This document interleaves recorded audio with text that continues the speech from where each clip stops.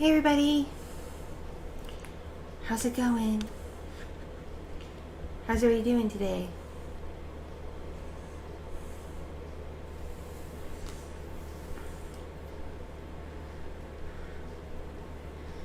Thank you.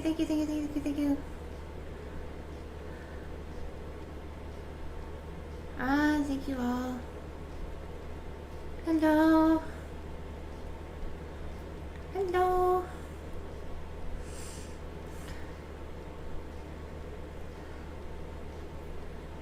I'm doing alright,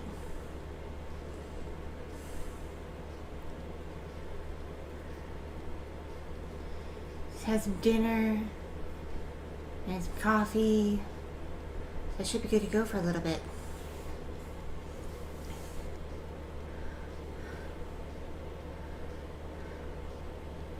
Yes, well, it's my virtual baby shower today.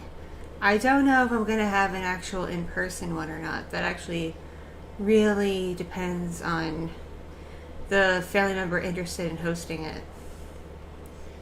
Because with the Rona and the flu and RSV all going around at the same time, it may not be a good idea to have a big in-person party.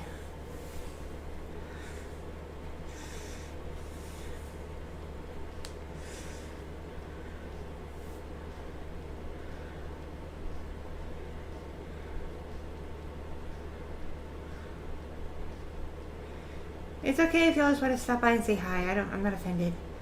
Just have a good day / night depending on your time zone.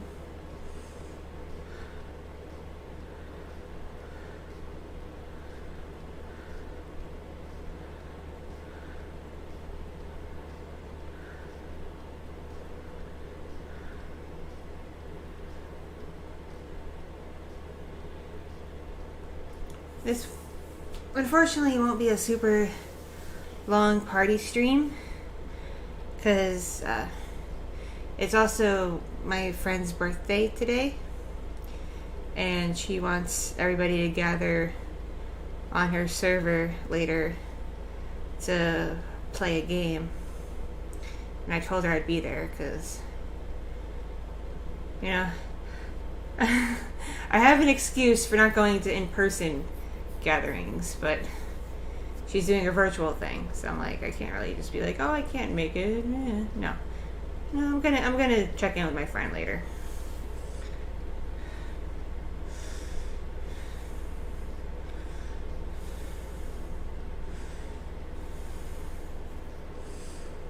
Thanks everybody. Thank you. We're gonna hang out and chit chat.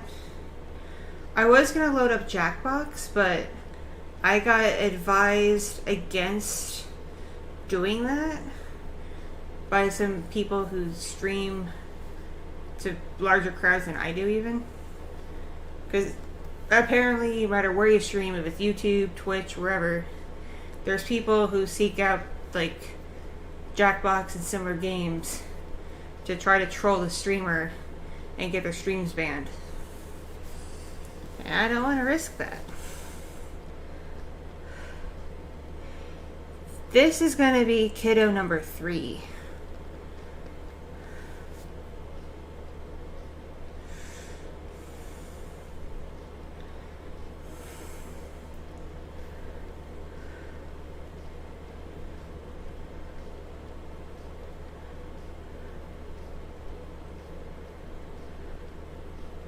I think so.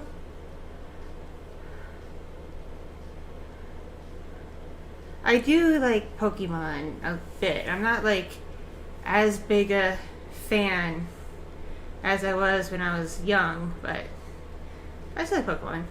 And the recent news makes sense considering the Pokemon cartoon has been on for like over 20 years.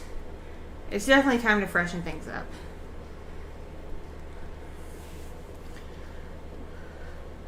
Blue Fox is doing great, as far as I'm aware. She's not with me at the moment. She's at her grandparents' house for some grandma spoiling.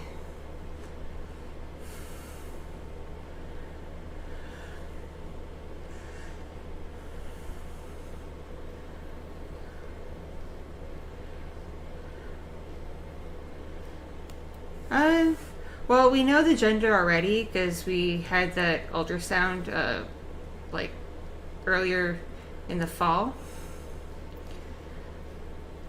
So we know what the sex is going to be.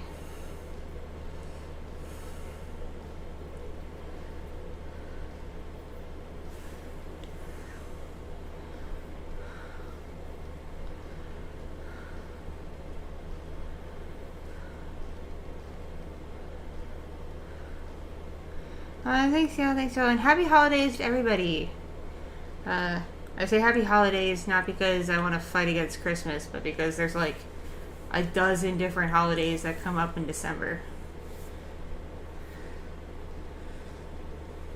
And I don't want to assume what people celebrate, you know?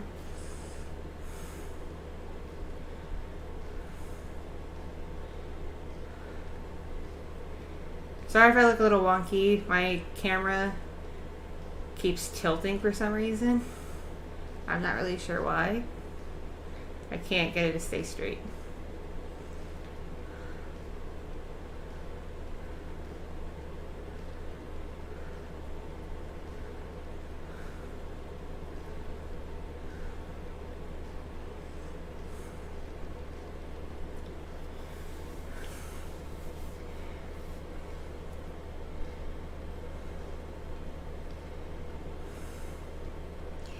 We put up some lights on the front of our home today. Not that many. It's not a very impressive display because we don't really have much in the way of a front area. But we got a little something going on so we can be festive.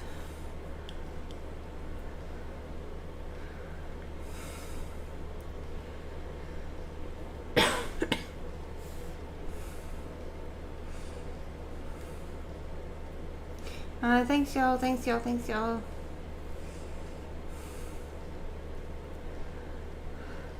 Oh, you don't have to throw names out. We already have a name. We decided on like a couple months ago. But unfortunately I'm not going to say it because those of you who are new to what I do, I don't say the actual names of my kids on the internet out of respect for their privacy.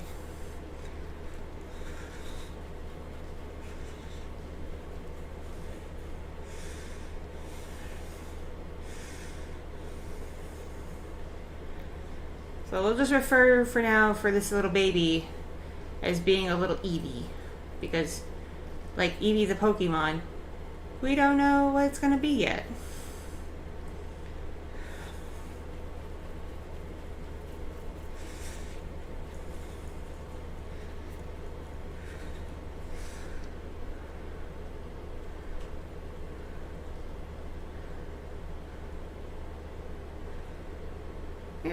We're doing alright out here, doing alright. Had a bit of a hectic week. The other day, a nasty storm ripped through the area. And there was like several tornadoes. Not in my town, but in like nearby towns. It was pretty chaotic and very scary at the time.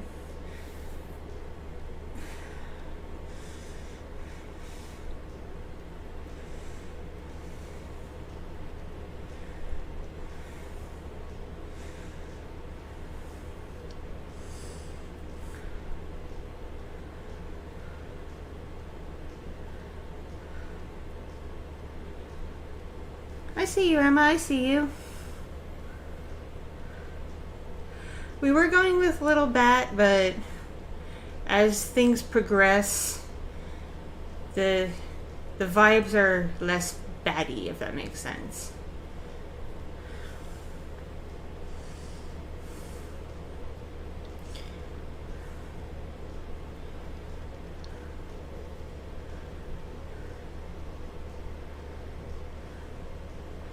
So yeah, we had a storm of tornadoes earlier this week.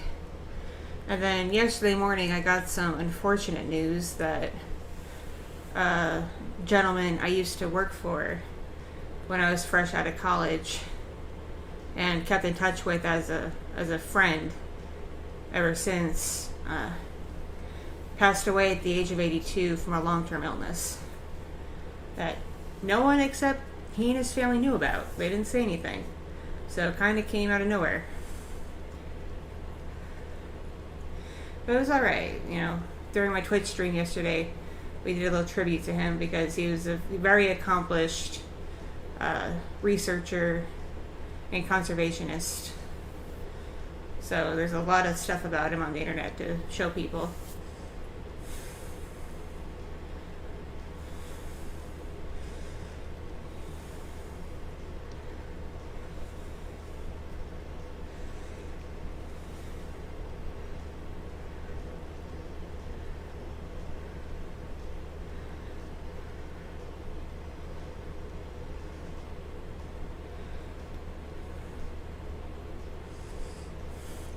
The worst real life name would probably be Absidy, spelled ABCDE.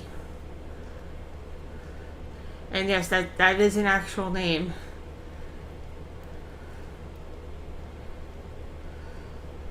There's other names that kind of just make me go, eh? That I see pop up on a mommy group I'm in. Because I joined a mommy group for other moms due the same month I am. And some of these names these ladies come up with because they want to be so unique. It's kind of crazy. I'm like, do you want your kids to get made fun of?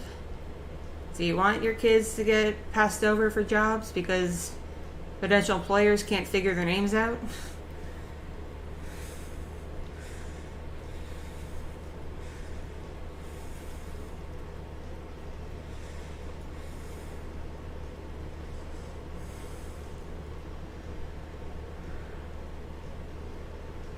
Husband is doing well. He's doing well. He's got military duty this weekend, so he's busy prepping for that. But if he gets a break, he might stop in and say hi during stream. If he gets a break.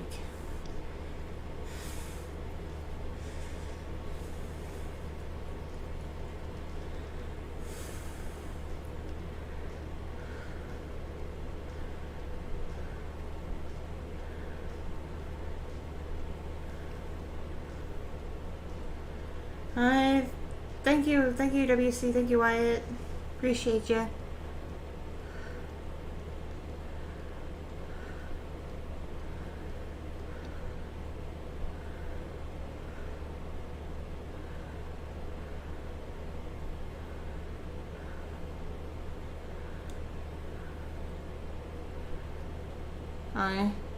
Things are gonna be okay. Like, sometimes things happen, and parents can be weird.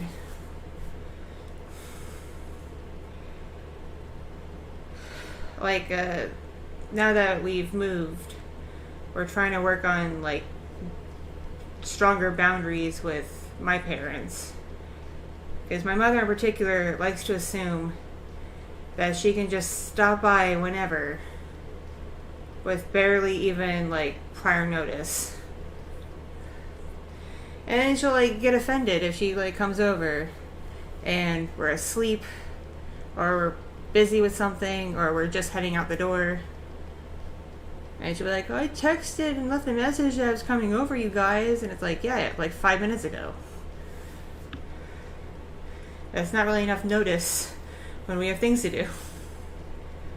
So we're trying to have firm boundaries, particularly with my mother, being like, yo, it's like, you can come over, but please let us know way in advance. And if we say we're busy, respect that.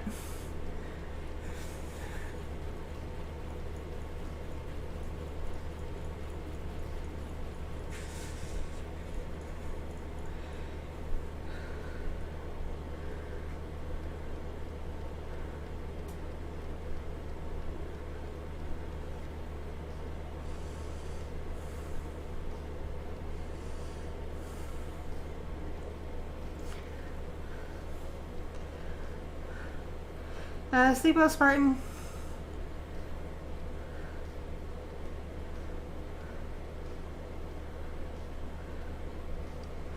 And I will tell my friend that you wish her a happy birthday. Some of y'all, if you've been to my Twitch streams, might know of her. She's one of my burlesque friends who goes by the name Hana Lee. When I've done streams talking about burlesque and showing clips and stuff, I feature her quite a bit because she has a fair amount of content on YouTube.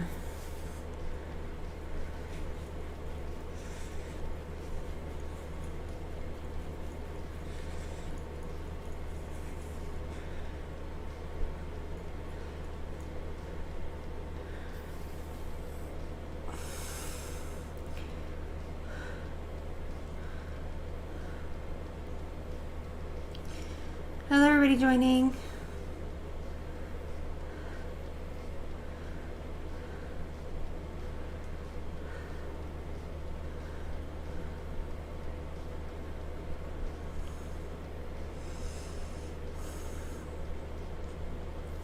If you hear me breathing heavy or coughing, I'm not sick. I just have less lung capacity than I did months ago. And sometimes, because of how the baby is positioned, I get kicked in the lungs. And it's not comfy.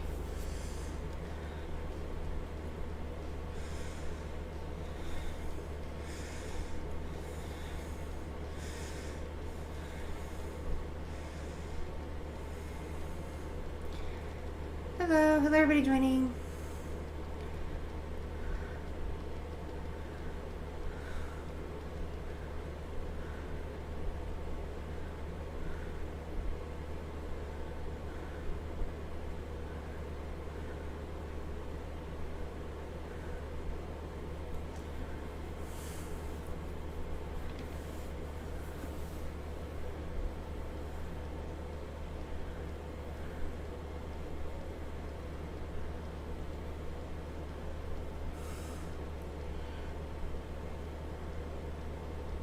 Oh, that's cool, Emma. You can work a straightening iron.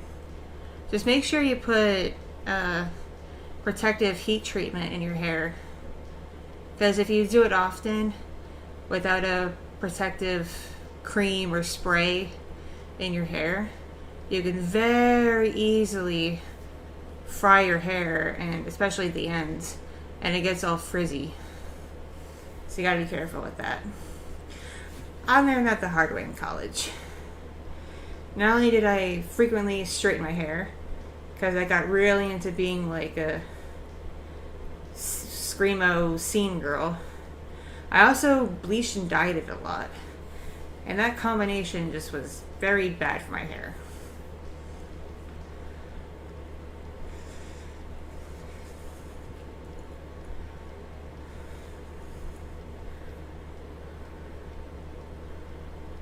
Catch you later, Brock. Thank you. Have a good day/night.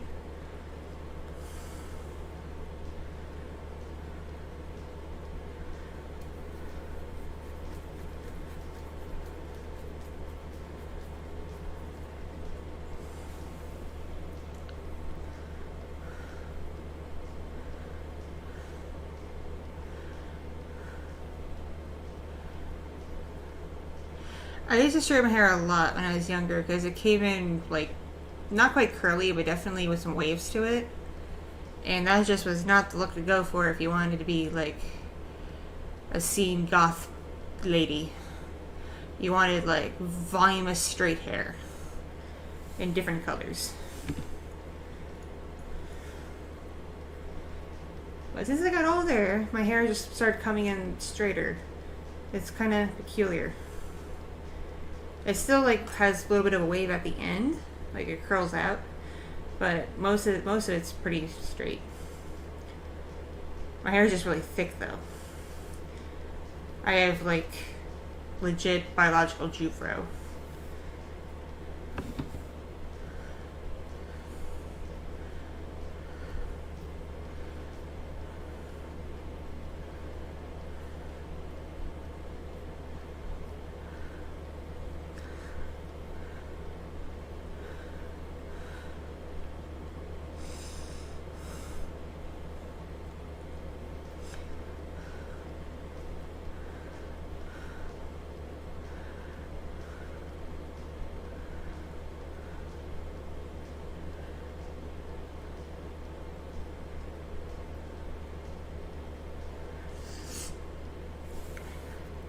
Yeah, this being kiddo number 3, I'm curious to how things are going to pan out.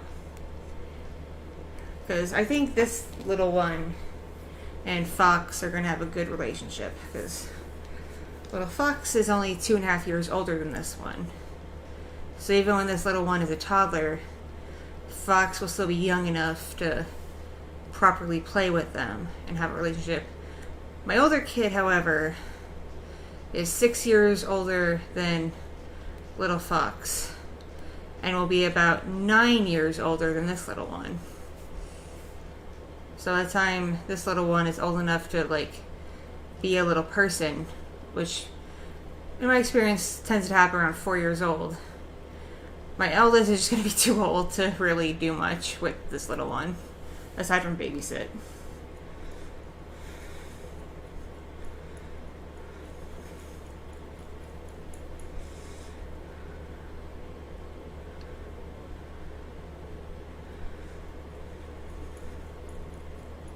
I still can't believe my oldest kid is going to be 9. It boggles my brain. And it makes all of my friends feel extremely old. Because my friends remember when my eldest was a newborn baby.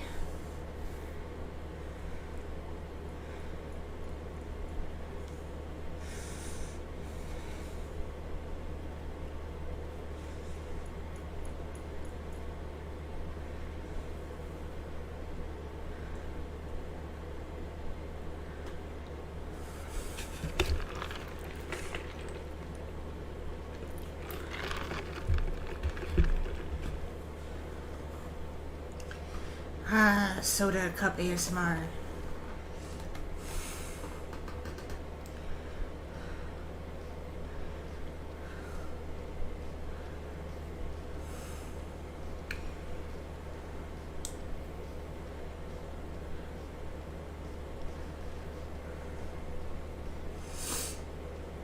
Little Fox has been staying with my in-laws this week, so Grandma could spoil her.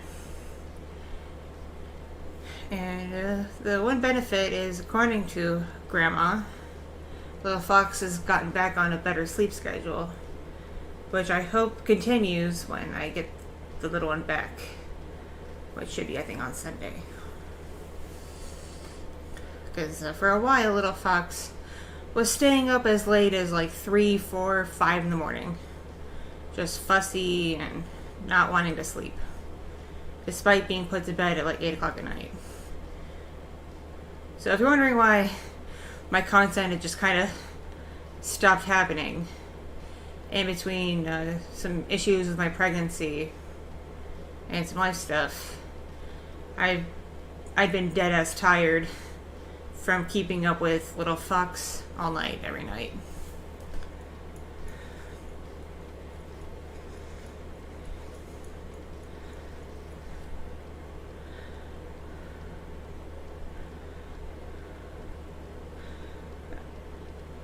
Catch you later, Austin. Thank you for popping by.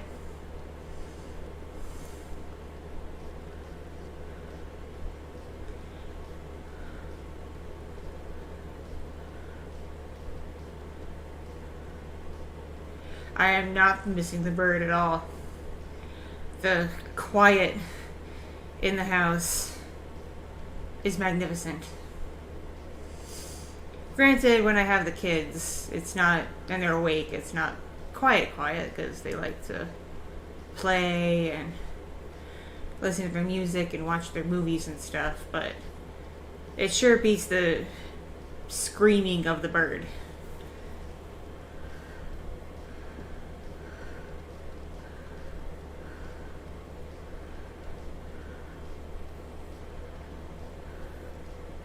The bird doesn't belong to me. The bird belongs to my parents. See, for a little while, my little family, me, husband, and the kids, we had a financial situation. So we lived with my parents for a couple years. And then we moved back out, which is what happened. But the bird belongs to my parents.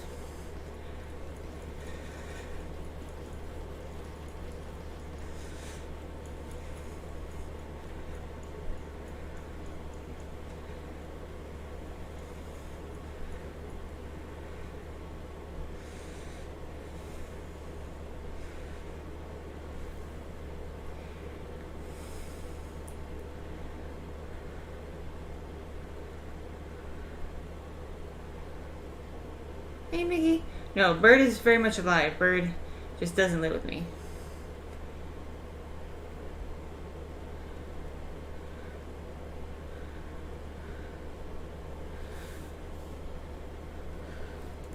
If you're talking about the Game Awards, from what I saw, I thought Elden Ring won. And then someone tried to, like, steal their thunder and credit Bill Clinton. If I recall correctly.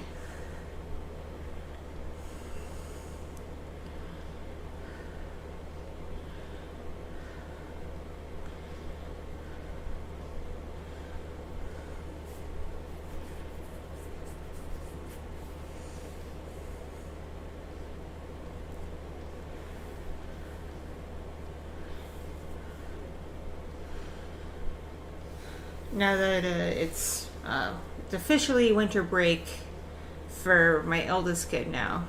So after Christmas, she's going to be officially moved in with me, husband, and little fox. Because she was staying with my parents still after we moved. Because it just wouldn't be nice to her or the school if we just pulled her out in the middle of the semester. So we wanted to let her finish out through the winter and get her first report card before moving her to the new school.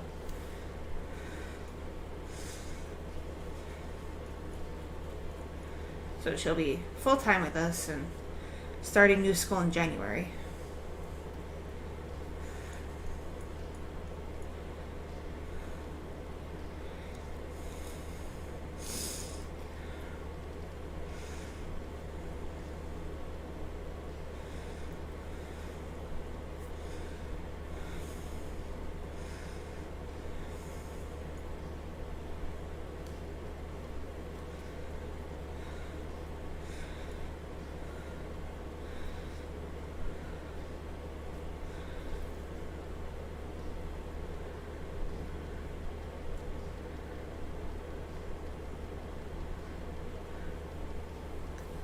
Hey, GP.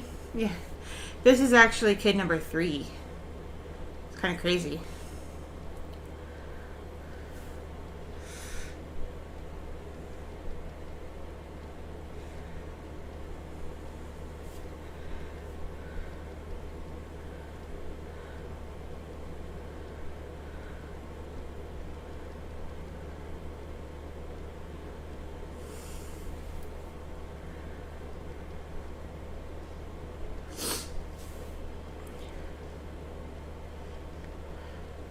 Granted, if you watched me back in like 2018, early 2019, I wasn't very public about the fact that I'm a mom.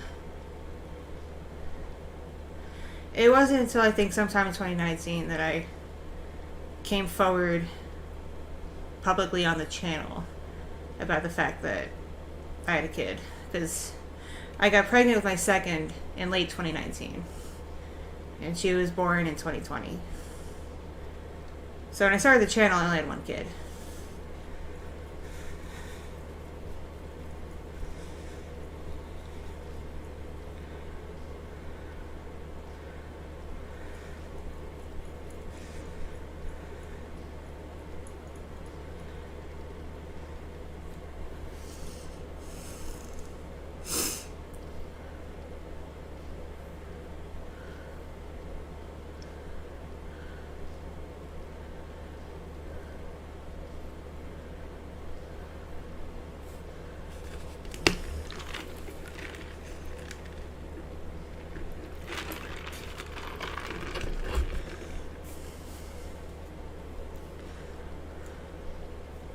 It's crazy that it's almost 2023. I still get mind blown that I was still in my 20s when I started actively posting on this channel. And I'm in my 30s now.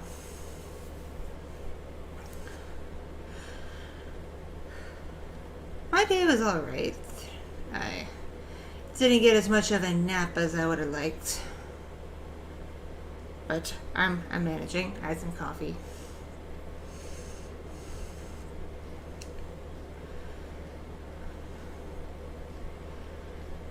Because, man, pregnancy fatigue, especially in the third trimester, is so real. It can be pretty intense. Like, there are days I'll be perfectly fine and awake and alert and going about my day, and then it's like getting smacked in the face with a brick. And I'm just like, deadass wanting to go to sleep.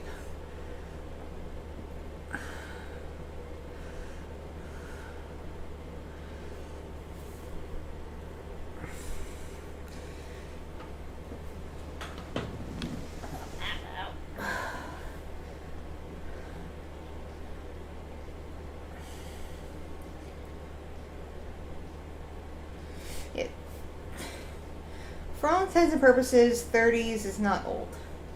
It may be old in, like, internet years, because it seems the average internet user is in their 20s. But 30s is not that old. You're still full of life.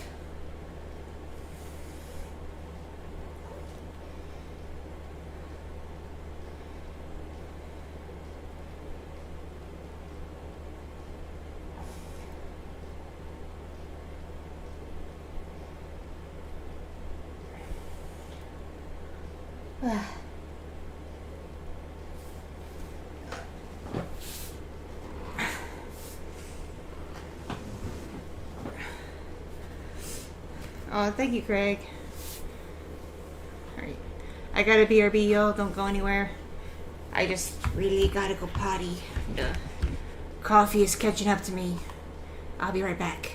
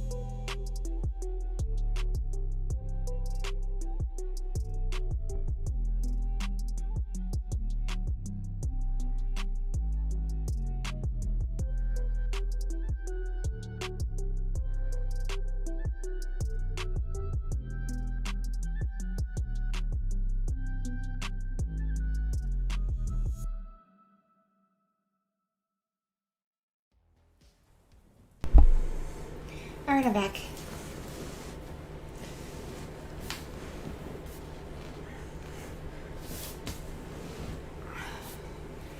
Sorry about that.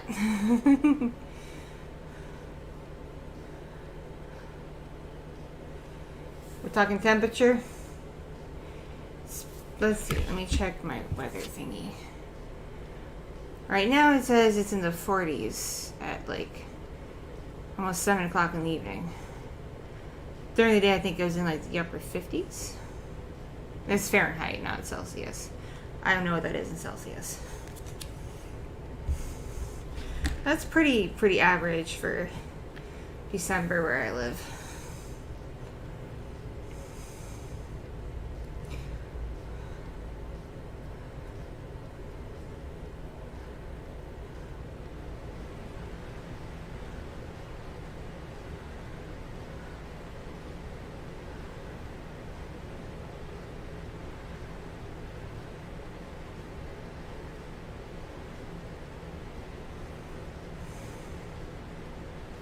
I have no concept of temperature currently because I feel like a furnace 24/7.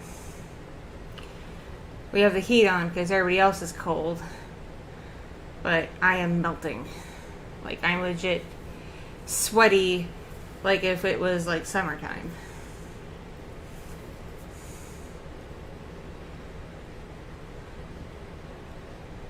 Like, I'm just chilling in a sports top and pajama bottoms. I am still hot.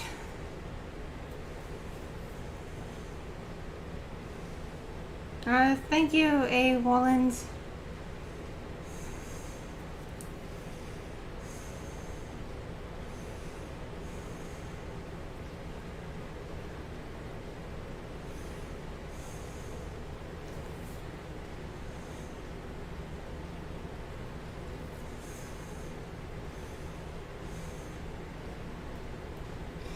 Like, I honestly would love to be in, like, Canada or something right now. Where I could just, like, go outside and curl up in a pile of snow. Cool off a bit.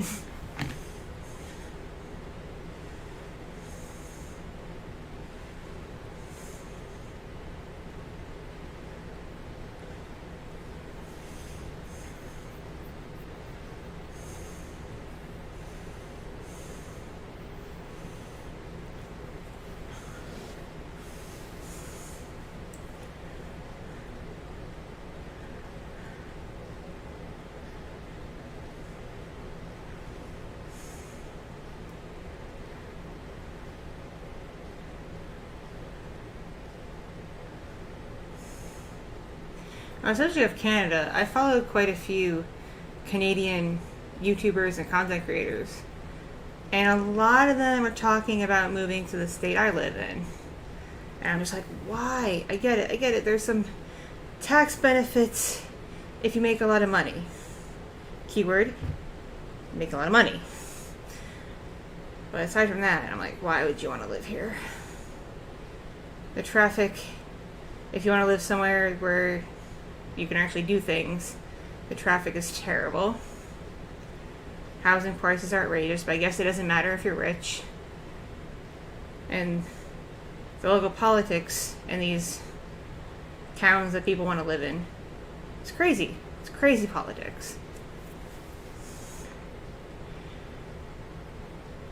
Like, every time I see a town from the state I live in show up in, like, national news for something, it's a town I actually recognize.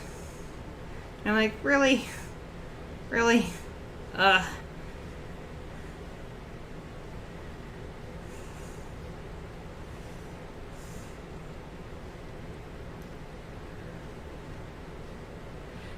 don't watch Proton John. I don't really watch, I'm trying to describe the kinds of creators I watch. I watch mostly, like, I don't watch every single commentary creator, but I watch a fair amount. Like, I watch Mudahar, some Ordinary Gamers. I watch Turkey Tom and Moist Critical.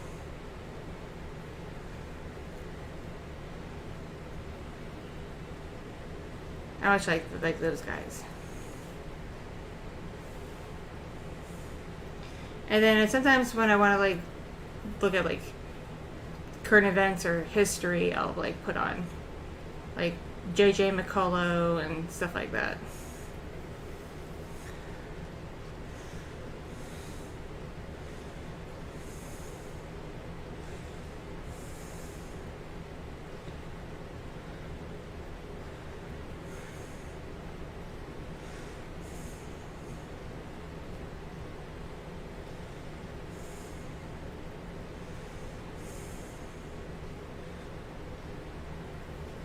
Hello, hey J-Dog, how are you doing?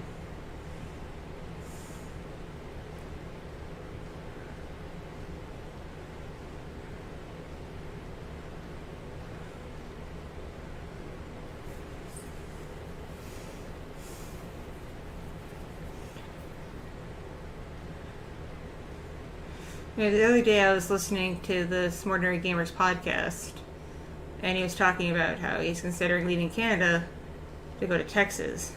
I'm just like, Muda, no. No, Muda, don't do it. Go to one of the other states you're considering. Texas is a trap. They bait you if you have money with the tax incentives, but then they trap you in a mess of other crap. Because all people see when they see the tax benefits is like, breaks on like business expenses and breaks on like, you don't have to pay income tax or anything. And they catch you with stuff like crazy stupid sales tax. So really, like, you're not really saving anything in the long run. It just looks that way.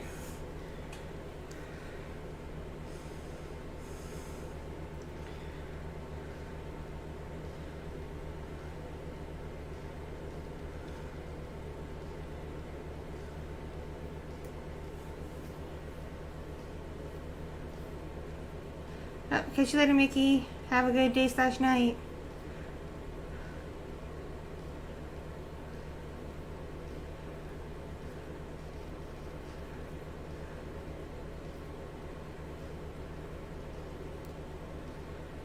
You barely watch my videos anymore, Andrew. Well, I don't know how to feel about that. You may not want to say that to a creator in the future, just FYI. It does not send the nicest vibe.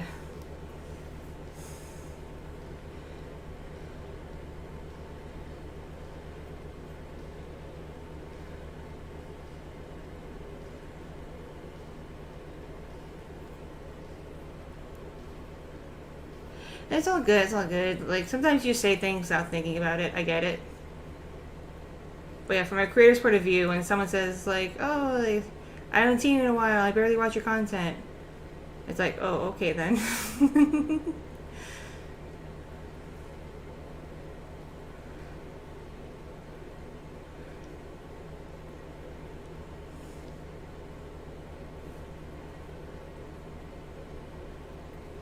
Like, I guess my own personal equivalent would be like the fact that I barely use Facebook anymore.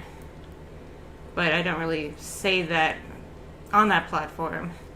I let people assume I keep up with them. But in reality, I just kind of scroll through it every other day, just to make sure I'm not missing anything important, like a invitation to something.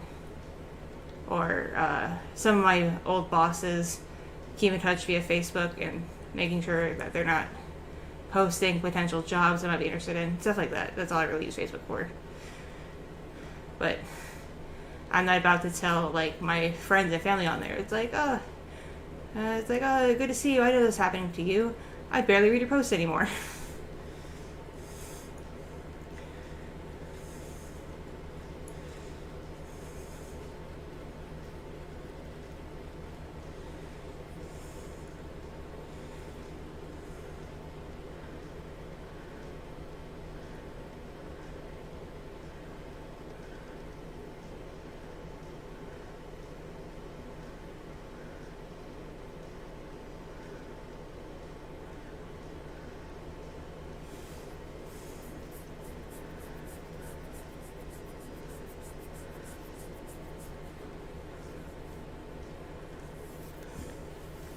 A lot of my family still, at least casually, uses Facebook.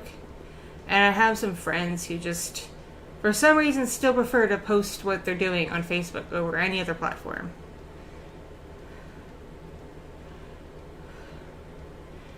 I read up on, like, my close real life friends just to make sure I'm, like, up to date on their lives, but I have some other friends that, like, still treat Facebook like a personal diary, like it's still 2012. And this probably sounds mean, but I'm just like, I ain't got time to read your life story every day, homie.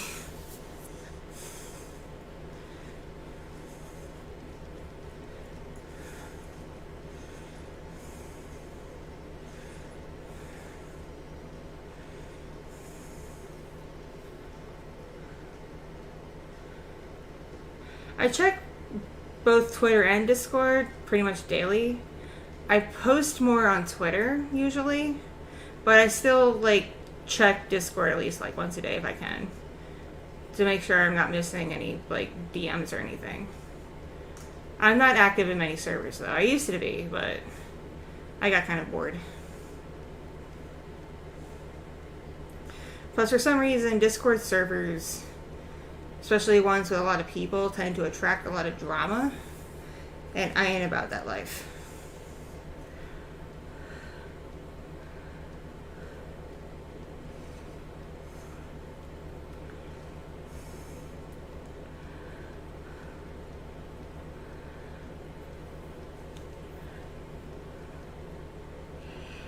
The thing with Facebook is like the groups and stuff used to be like the hubs for cosplay when independent forums started to go by the wayside. And I'm talking like 2009 to like 2013. That was like the height of Facebook cosplay groups. Like, people migrated from, like, cosplay.com and Cosfu and random forums to Facebook groups. It just made it easier to plan out gatherings and conventions and stuff. Plus, you can join, like, different groups for not only different cosplay fandoms, but also, like, different parts of, like, the world. Like, if you're in New York, you can join not only a New York cosplay group, but if you're also into like Marvel, you could join a specific New York Marvel cosplay group. You're really specific. You'd be able to really plan your events that way. It just was more convenient. But now that Facebook is not the most favorable platform, people have branched off into other places to take care of cosplay business. Mainly Discord servers, from what I've heard.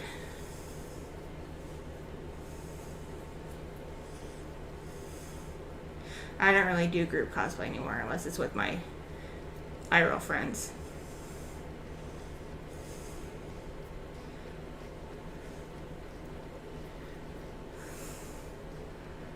Thank you, Gabriel.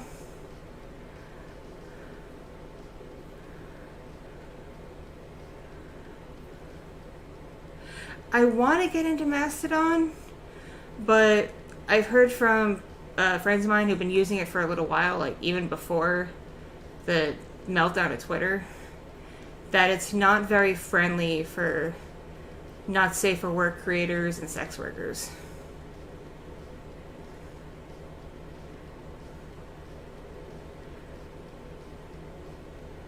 Which really bites, because it's made it clear at this point, at least for now, Twitter is the only mainstream social media platform that's still at least somewhat friendly to people who make not safe for work content.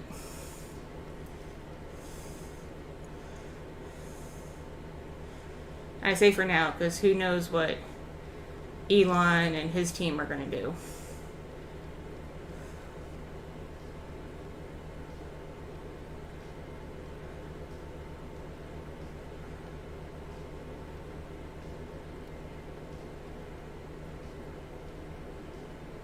Thank you, Zach.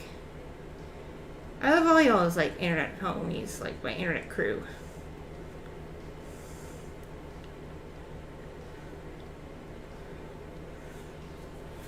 yeah, Twitter really doesn't care about nudes, whether it's like real people or drawn. So long as it's not revenge porn, Twitter is like live and let live. At least for now. Because that's how it's been. But that may change. Maybe one day Mr. Musk sees a nude he doesn't like and he gets offended and decides that no one can post nudes anymore. Because it seems to be how things are going on the platform. Something offends him and he bans it.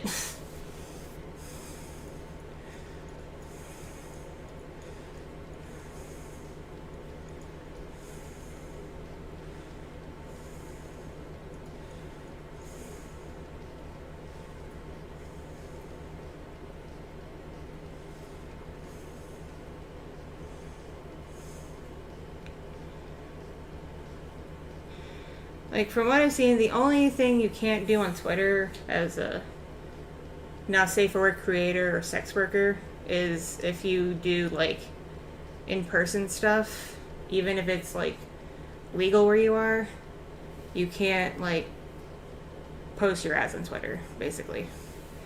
In the beginning of Twitter, you could, and it wouldn't get flagged. But at some point in the mid-2010s, they put a filter in where they started shadow banning accounts that would post like availability for in-person meetups and stuff, even like totally legal things, because they didn't want to be held liable for people getting accused of solicitation. That seems to be the only like thing that they really just outright ban. But yeah, if you want to like advertise your OF or not safe for work art Patreon and post lewds and nudes and naughty artwork, Twitter still seems to be okay with that.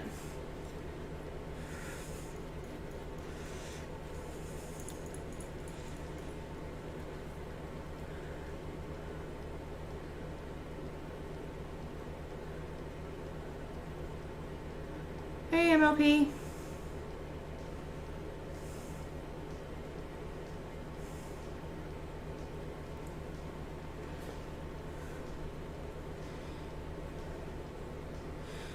Worst song I ever heard. Probably the little kids' electronica song, It's Raining Tacos. That just sounds like pure earblood.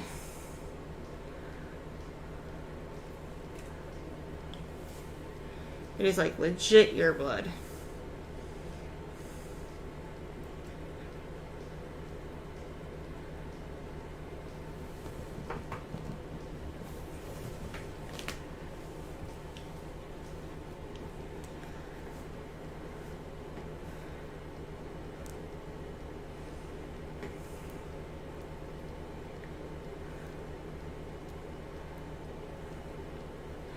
I have a surprising tolerance to music. But keep in mind, I also have children. So you kind of have to build up a tolerance to like annoying songs.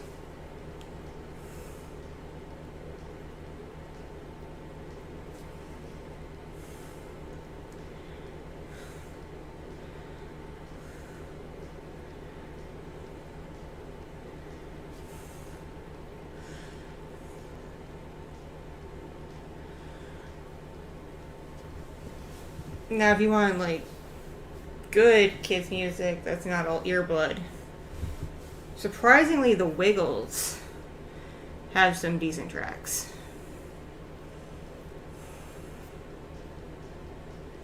I would share some, but, like, YouTube and copyright don't mix.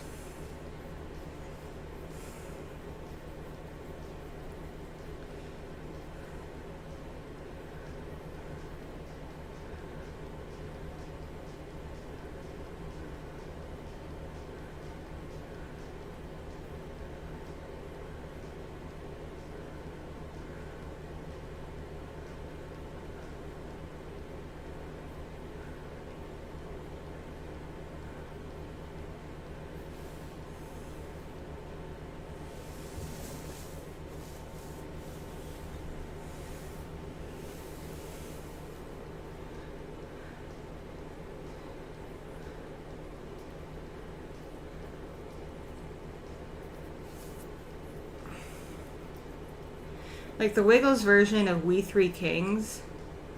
I think they did like 2 versions of it actually. Both of them slap. Despite being like religious Christian songs. Still slaps.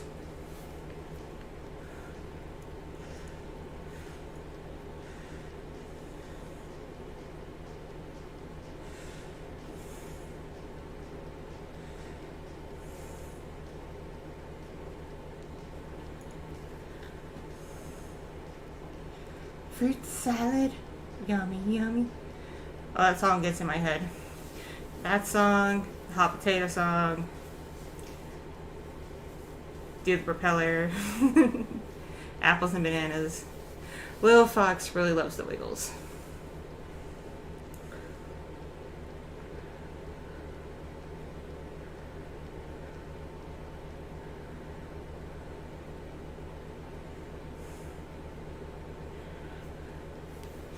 Something that confuses me is I've watched a few streamers who've posted their VODs on YouTube, and during those streams they play music from the Sonic the Hedgehog games. And I wonder why they haven't been copyright claimed or anything. Is Sonic music like royalty free or something?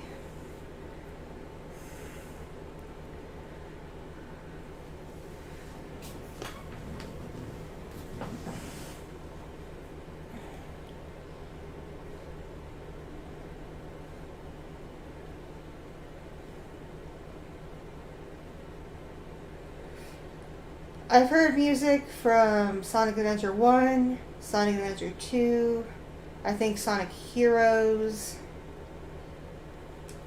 Like, those ones I definitely recognize. But I don't know every single Sonic game that came out after, like, 2004.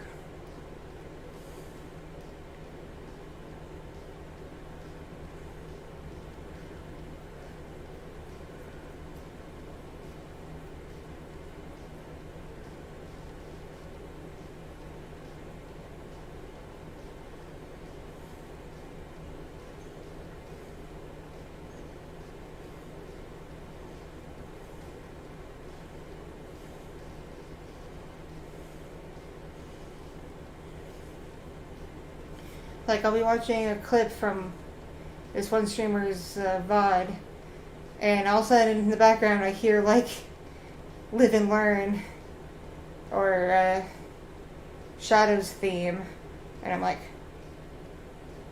how is he getting away with this?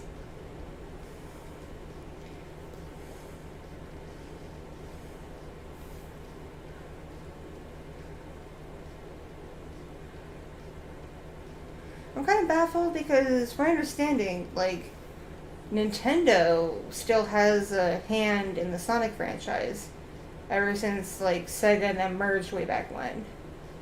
I know, like, Sonic games are now available on other platforms, but for a while Nintendo really had their hand in it. And Nintendo is really strict on copyright.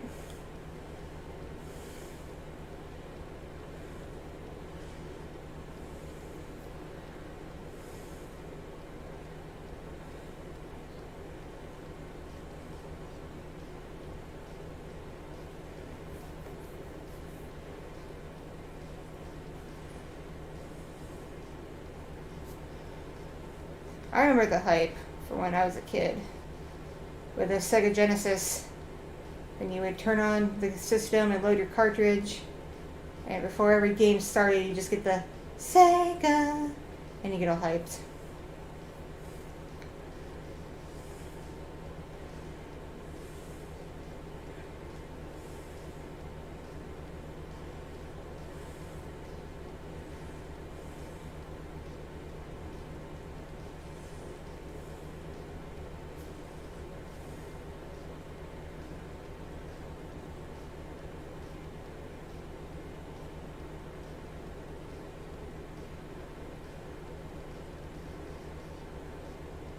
I'm really confused about Nintendo content online because I see like VTubers stream like Mario Kart and the Pokemon games and stuff, and I thought Nintendo did not like people doing like let's play content of their games.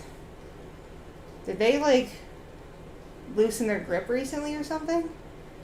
Or are they just not paying attention to platforms like Twitch?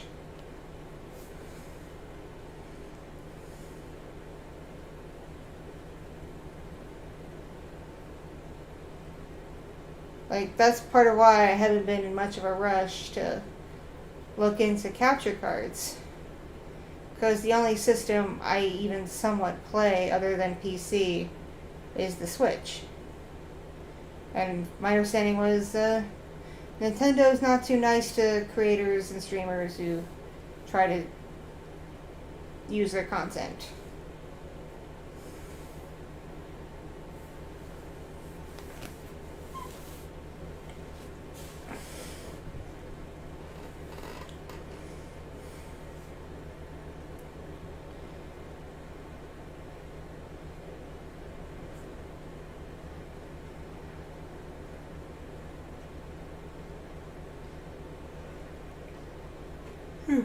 Excuse me, sorry. I don't mean to yawn, but long day for me.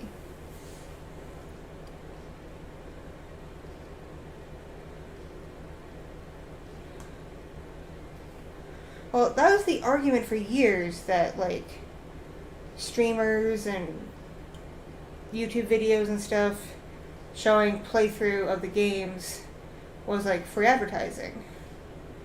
And then, from what I've heard, Nintendo's counter-argument was, if they're showing playing through an entire game, why would people buy the game for themselves then? That was the counter-argument.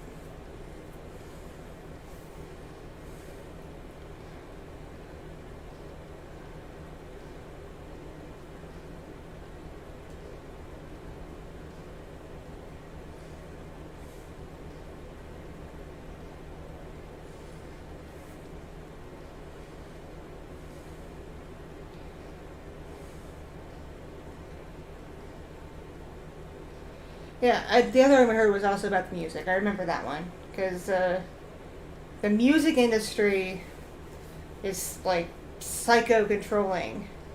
More so than, like, the gaming and film industry.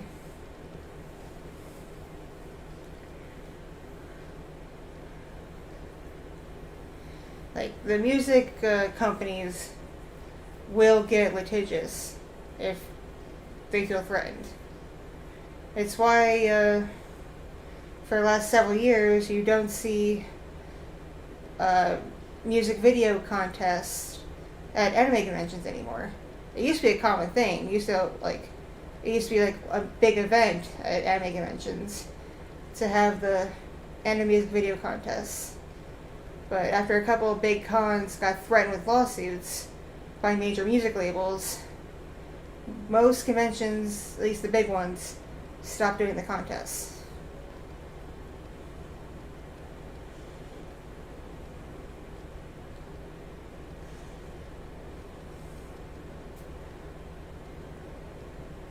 Hey, Riley.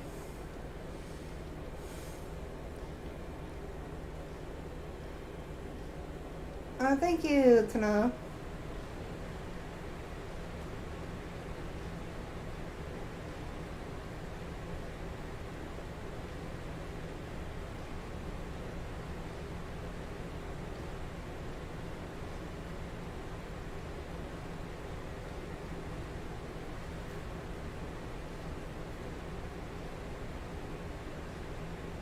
Hi, TJ.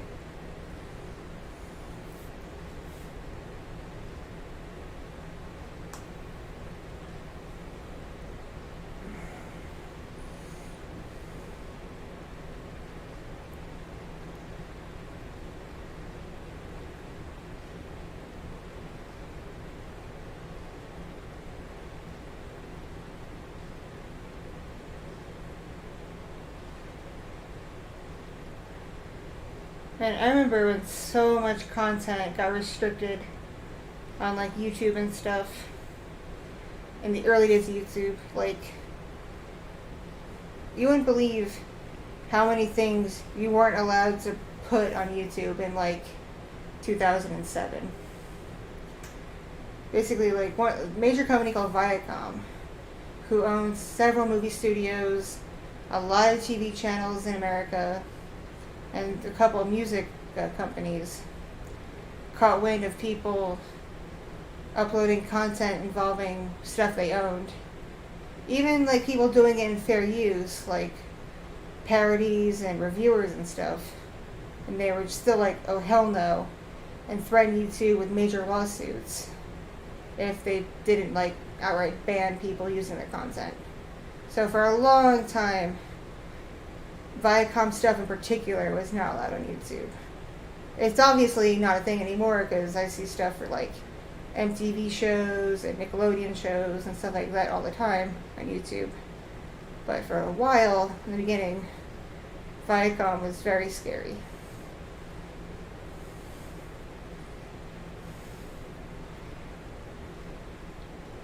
It was actually the Viacom lawsuit threat that led to the termination of my very first YouTube channel. Because I used to post parody compilations of stuff of Avatar: Last Airbender back in like 2006, 2007. And then the Viacom thing popped up. And then one day I had a channel, and the next day it was terminated. With like no warning.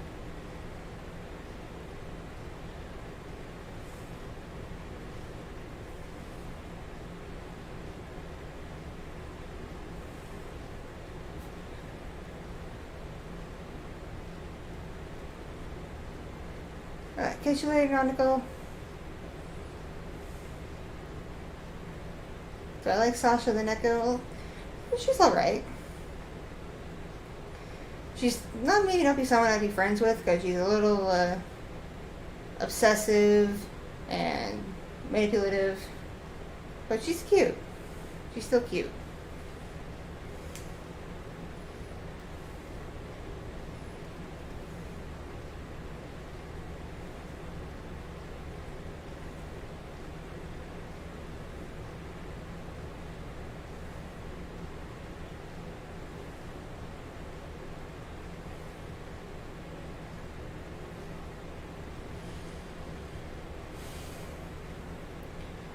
The heat kicked on. It's getting stuffy.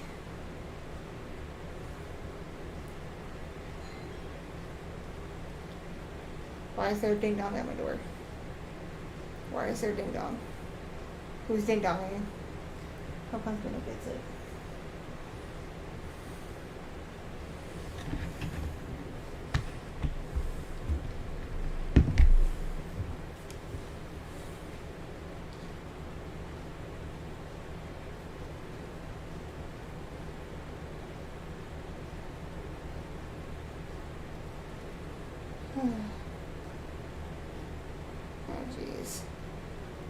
Oh jeez. I'm so scared now. It's 7 o'clock at night. And no one I know said they were stopping by, so I don't know why my doorbell just rang. I'm a little perturbed.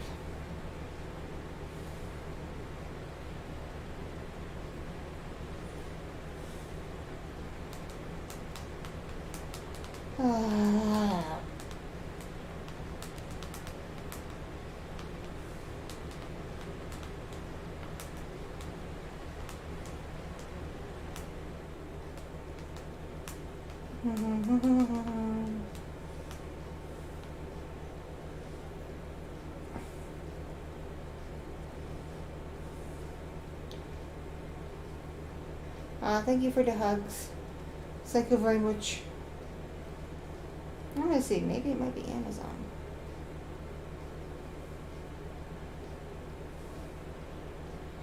Amazon? Usually Amazon doesn't ring the doorbell.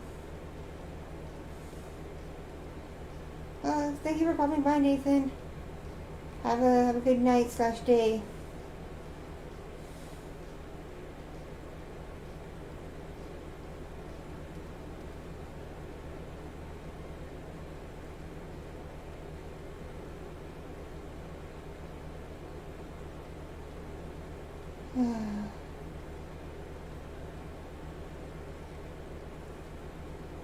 Don't think it's Amazon, because nothing indicates anything was delivered today.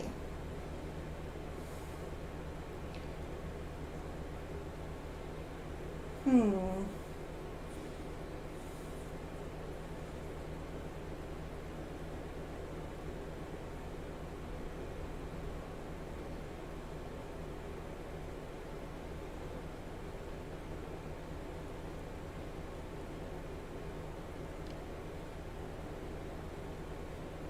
Now that I'm on Amazon, I realize there's something I forgot to get.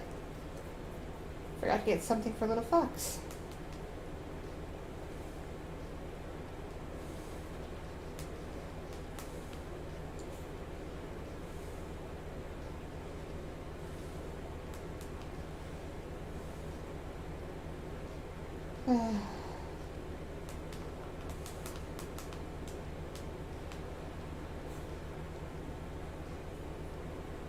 Let's see.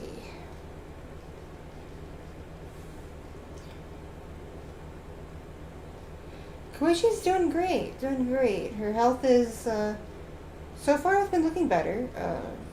When I talked to her last about her carpal tunnel, she said it hasn't been as bad because she's been doing a good job of keeping the symptoms in check. So she's back to drawing if anybody wants to commission her. She can't do some of the more elaborate stuff she used to do because it just takes too much time and puts a lot of wear and tear on her hands. But she can still do most of the stuff she was doing before. It just takes her a little bit longer. But she is open for commissions.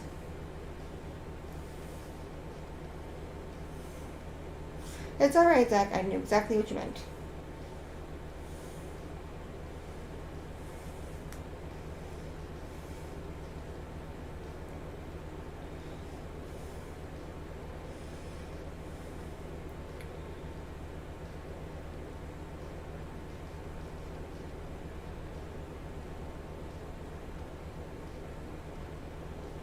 I'm looking at toy train sets for little fox because she showed a great deal of interest in them at the interactive museum exhibit I took her to not so long ago. She was very fascinated by trains. But good golly gosh, even ones for like little toddlers are expensive.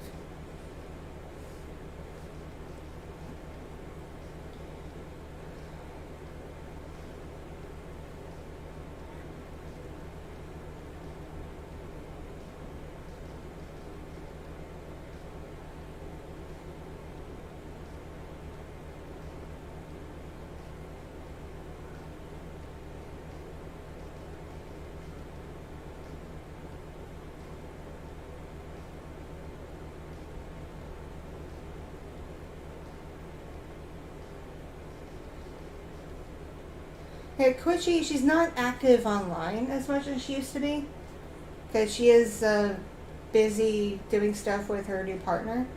Like, they just moved not too long ago across the country. They're still setting up their new house, and she's really gone into gardening. That's her big thing lately, is growing herbs and veggies and stuff like that. She's really into keeping a garden right now.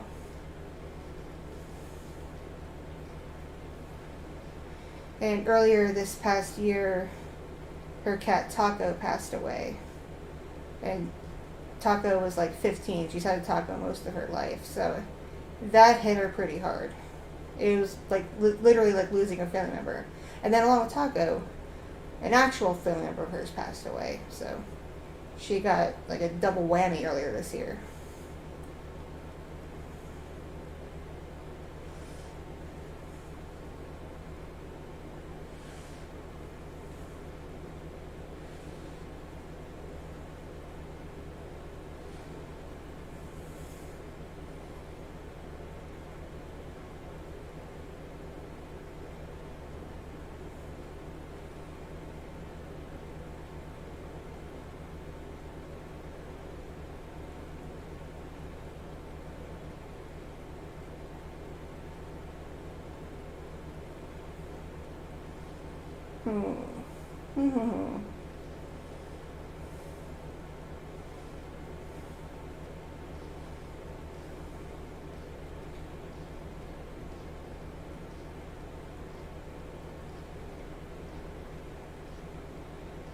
All these train sets seem really expensive for what they are, considering they're supposed to be for like toddlers.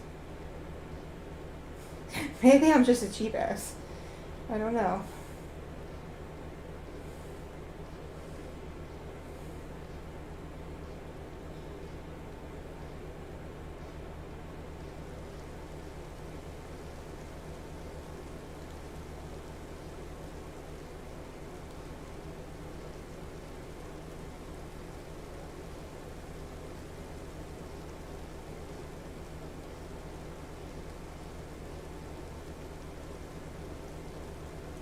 Hmm.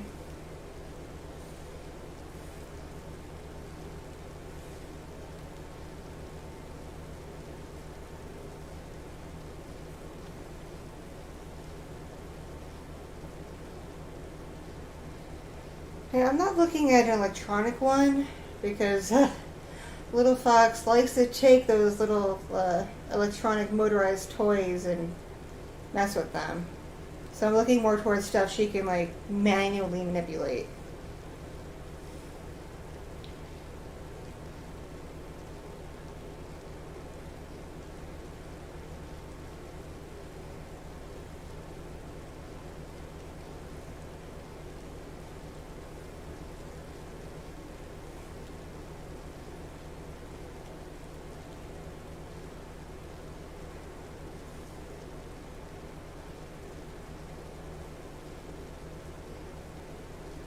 I remember when I was like a toddler, I got a Thomas the Tank Engine train set.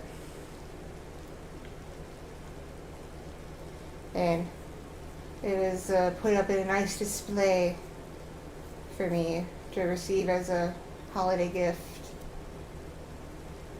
I have no idea what happened to it. I don't know if it just got lost over the years and all the times my family moved, or if my mom like gave it to another family member or sold it or something, but that was a neat toy. It really just neat to me because I was like 3.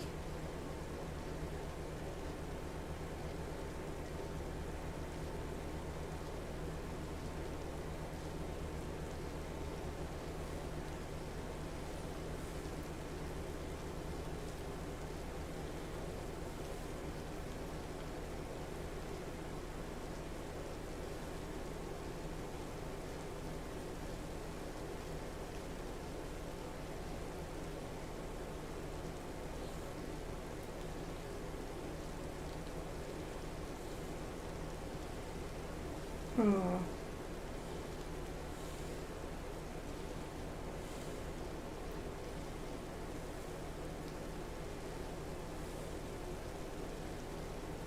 Here we go.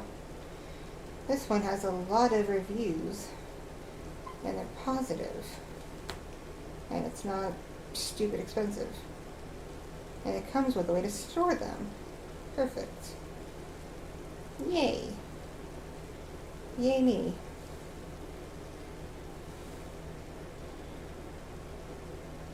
My favorite movie?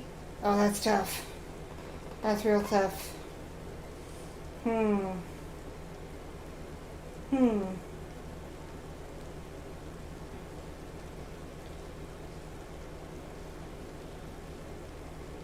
There's a fair amount of movies I can watch like a million times. Probably from an artistic standpoint, combining my love for movies as a whole and also animation, probably Prince of Egypt. That's a pretty good movie.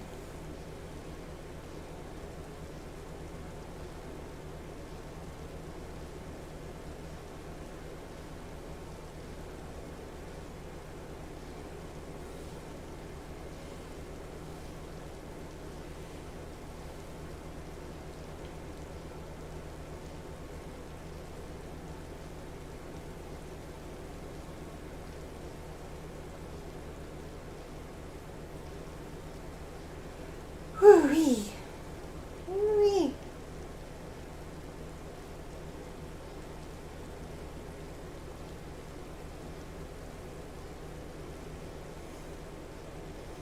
Hmm.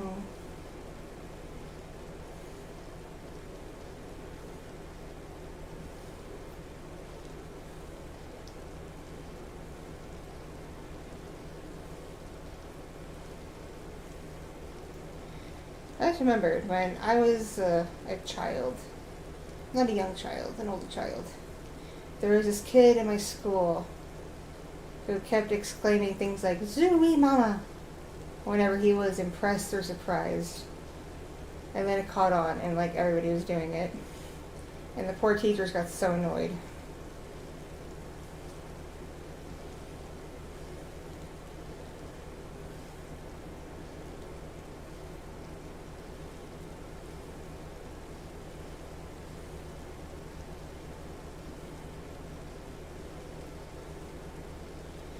They make a cookbook for the anime Food Wars, and they make one for Naruto.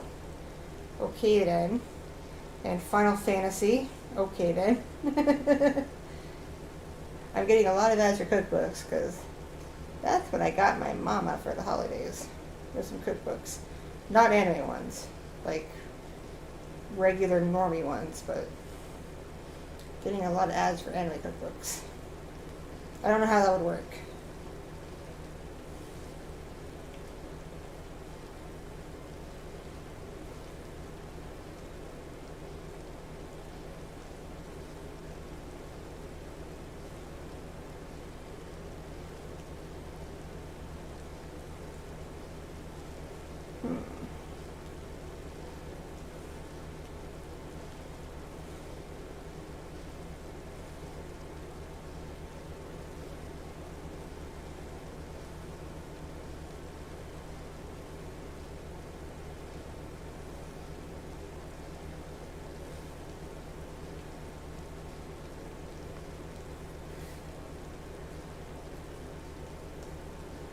Ooh, that sounds good.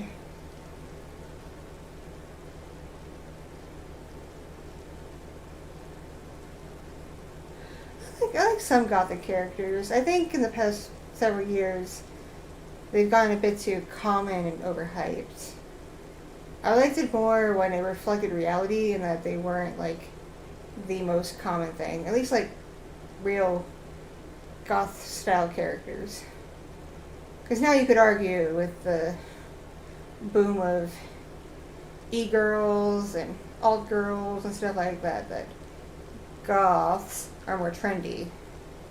But the actual gothic subculture is still pretty low-key.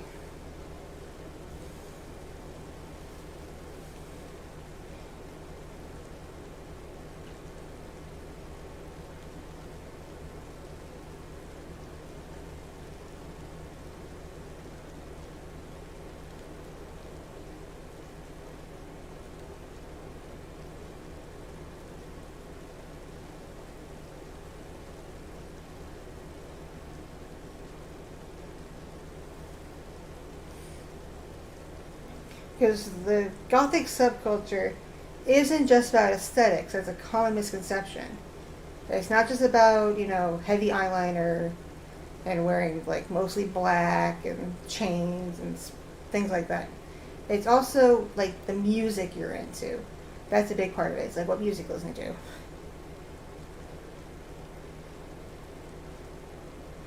Like, you say you're goth, but you listen to mostly BTS and I don't know who else is trending now. I don't know who the top pop stars are anymore. Like, we listen to like BTS and Justin Bieber or whatever. That's not being a goth. Even if you wear all black and heavy makeup and whatnot, you're not really goth.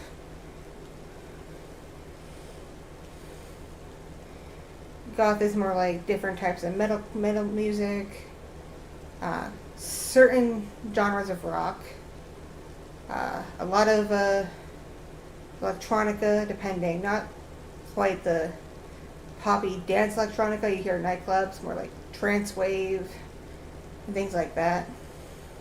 Industrial is really popular in the gothic subculture, particularly industrial from like not America.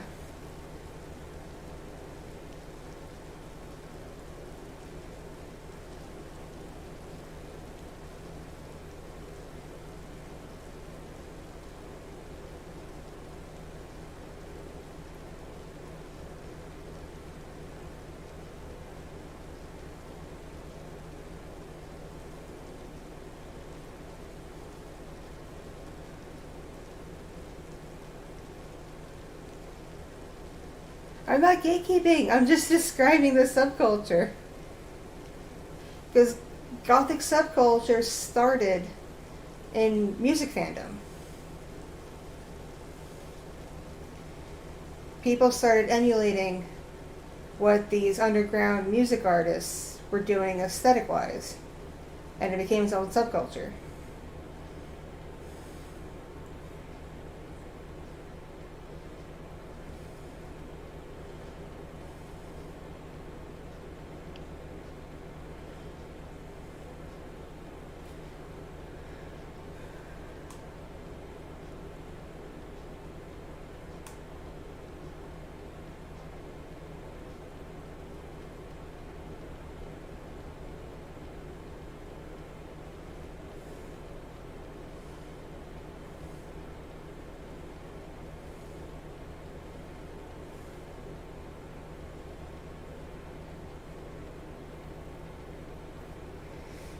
I mean, also, to be honest, to be a true goth, at least if you're young, you gotta be pretentious. You gotta be. That was like a whole big thing with young goths, was to be like thinking because you're so different and alternative, that you are in some way superior to the preppy people and the normies and things like that.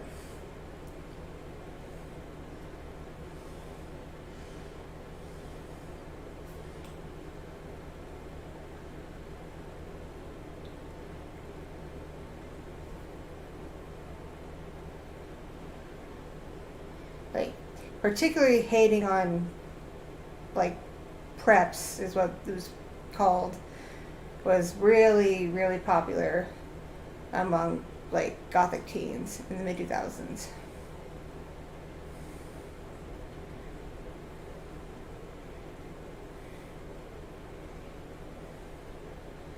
Like, if you, like, listen to pop music or even hip-hop and wore clothes from, like, Abercrombie and Fitch and Old Navy and the Gap and whatever, you could not sit with the goth kids.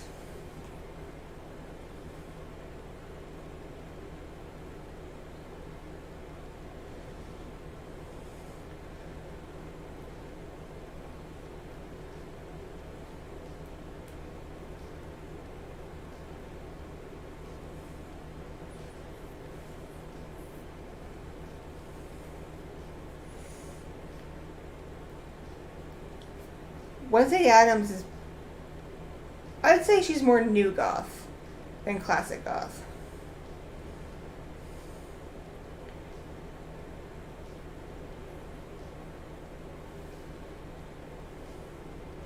I was in an interesting spot when I was a teenager in that I got along with nearly everybody.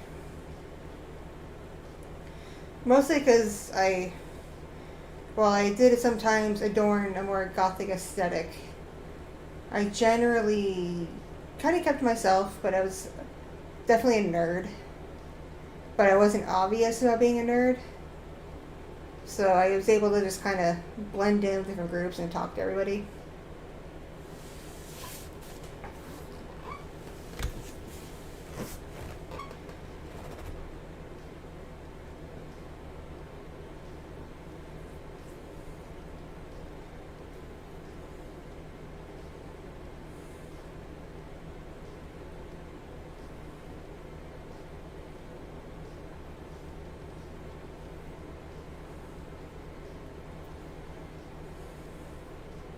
Like, it was kind of funny because I used to wear a lot of, like, goth style clothing because I just liked the aesthetic of it and it was comfy. But yet, you would see me hang out with cheerleaders. And in hindsight, it's probably because I also got, like, really good grades and they wanted my help with, like, studying and stuff. But still, they hung out with me.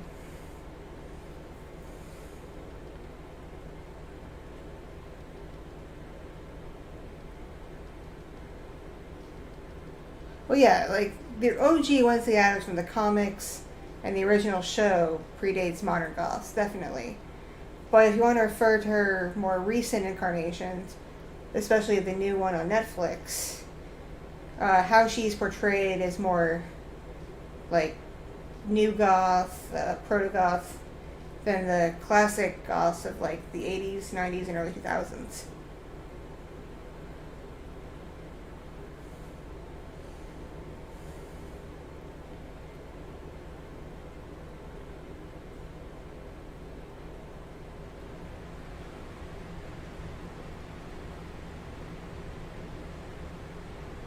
A good example of a goth character would be Sam from Danny Phantom.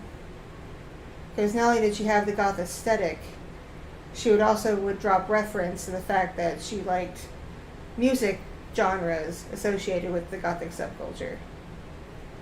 Like she mentioned, like going to a concert and they do like a riff of that kind of music. It's like, yeah, that fits.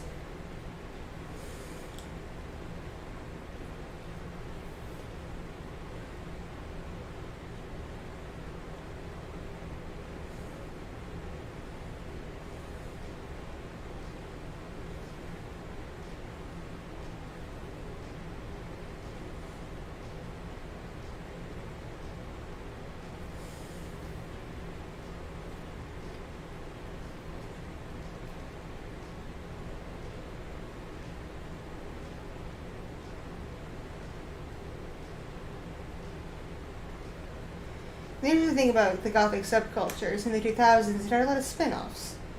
You get the cyber goths, you get the scene aesthetic, you got emo.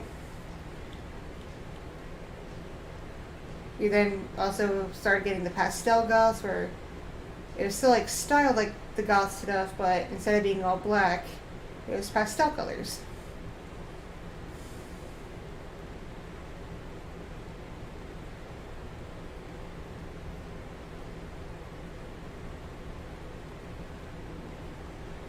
And Japanese fashion really helped fuel that when it became more internationally known, like the stuff coming out of Harajuku.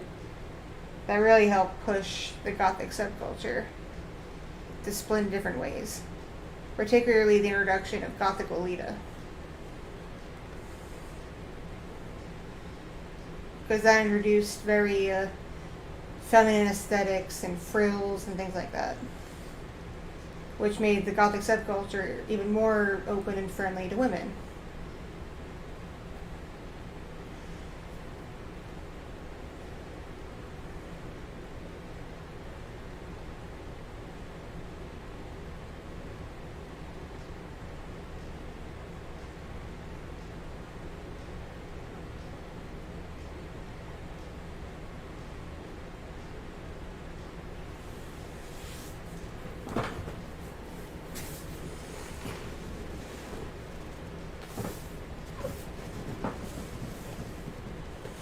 I'd argue there aren't too many true gothic anime characters.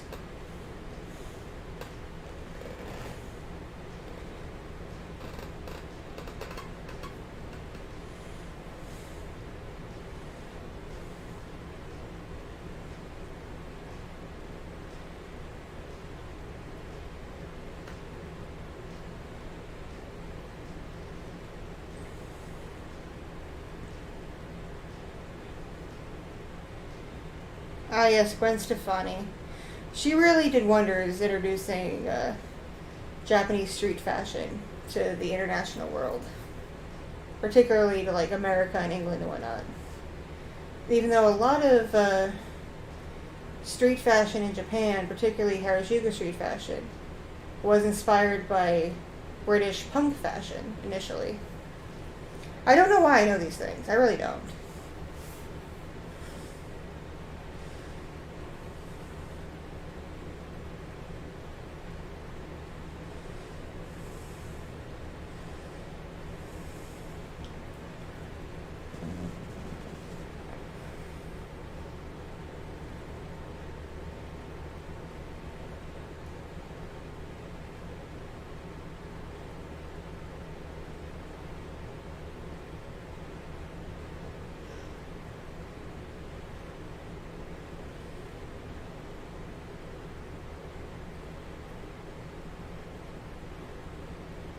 It's kind of interesting now. You see so many people, particularly young ladies online, wearing a more gothic aesthetic with their clothes and makeup and whatnot. Because it's easy now. Like, there's so many stores, especially online, where for cheap you can get pretty nifty, gothy looking clothes and whatnot. But I remember when I was a young lass, it was a bit trickier. You kind of had to make it yourself.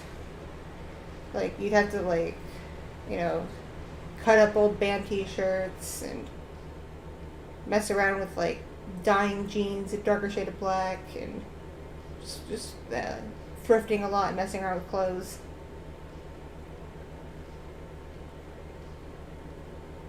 Because Hot Topic didn't become a very widespread store for a long time. And even then, that mostly initially, Hot Topic catered to more of the music side of subcultures, mainly like metal fans. Not so much the full-on goth aesthetic.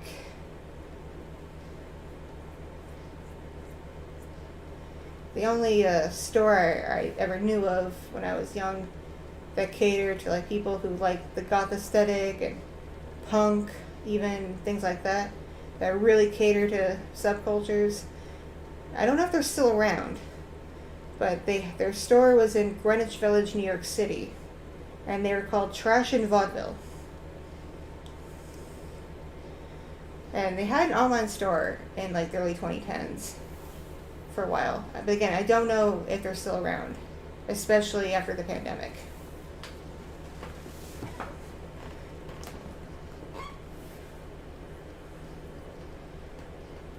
But like, of course, like a subculture clothing store would be in Greenwich Village, New York City, of all places.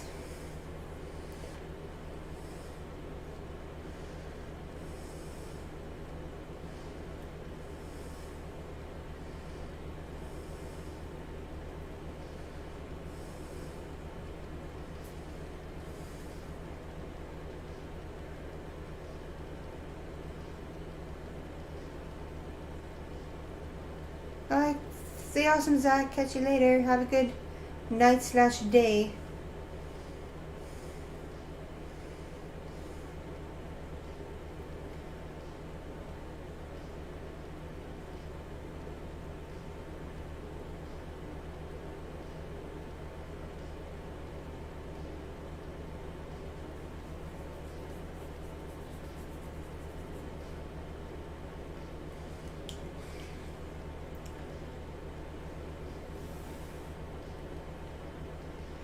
I'm probably going to have to log off myself soon in the next like 15-20 minutes or so I can check in with my friend, see what she's doing for her birthday, see what game she wants to play.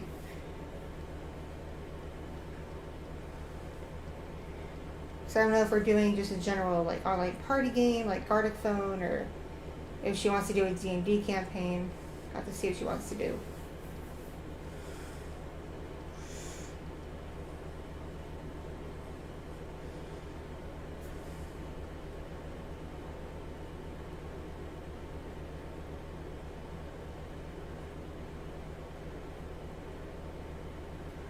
Oh, that sounds neat.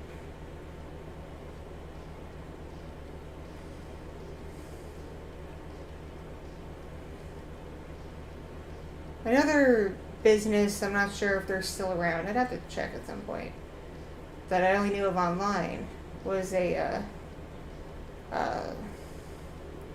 soap business called Villainous. And they sold like regular bar soap and lotions and artisan perfumes and things like that. And they had very unique scents that they cobbled together.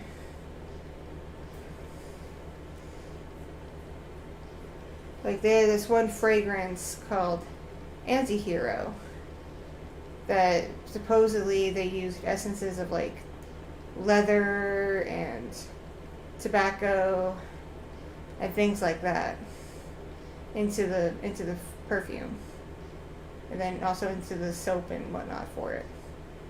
I actually like that one. It's so neat. I used to like order that stuff when I was in college. So yeah, I have no idea if they're still around.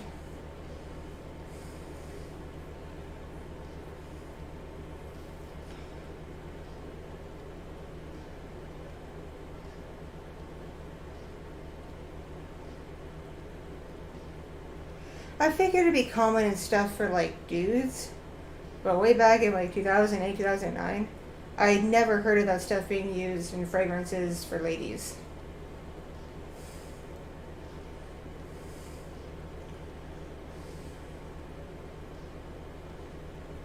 Like, that was news to me. Here, wait, I'll type it out for you.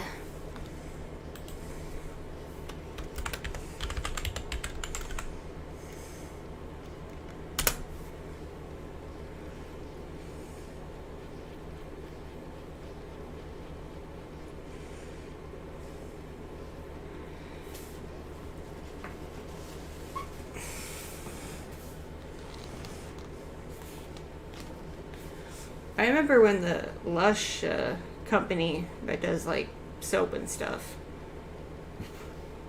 was still mostly just in Canada and online only everywhere else. Nowadays it seems like every major town that has a population of like rich and upper middle class people has a Lush store. Like, one opened in a town near where I live, albeit it is the rich people town, but still, it's close. There's a Lush store now. And I was like, what? 10 years ago, no one even knew this company existed. I thought I was so cool for ordering their bath bombs online.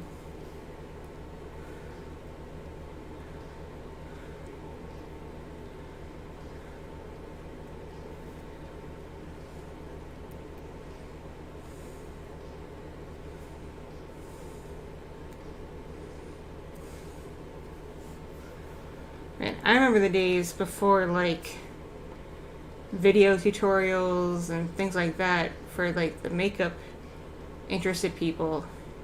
Or if you wanted to get into makeup, you relied on magazines and books and things like that.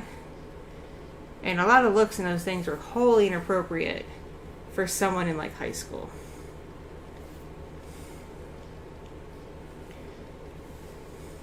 I remember how ridiculous so many girls looked when I was in high school and college. Because no one told us anything about makeup. We all had to figure it out for ourselves. So, like, no real carefully painted in eyebrows or lots of fake lashes or highlighter or any of that. Nope. We were lucky if we were able to figure out just the basics of eyeshadow and eyeliner and lipstick.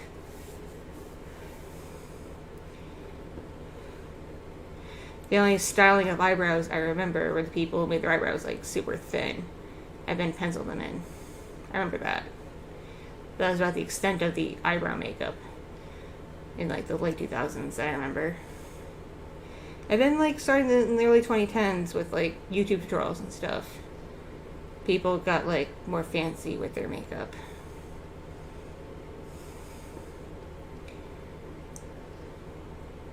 That was a pretty funny era, actually. Sometimes I look at old pictures of me in, like, high school and college, and I kind of cringe. Not that I look bad, per se, or anything. Like, I don't look like a clown, thank God. But compared to, like, makeup I've been doing in, like, my mid to late 20s and 30s, big difference.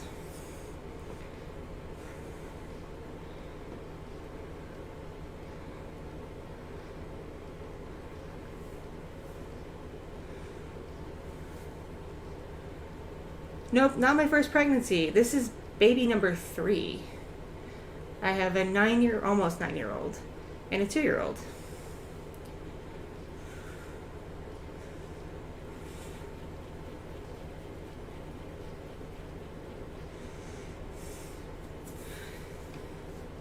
I know technically it's kind of tacky to host your own baby shower, but I only did one with my first kid almost 9 years ago.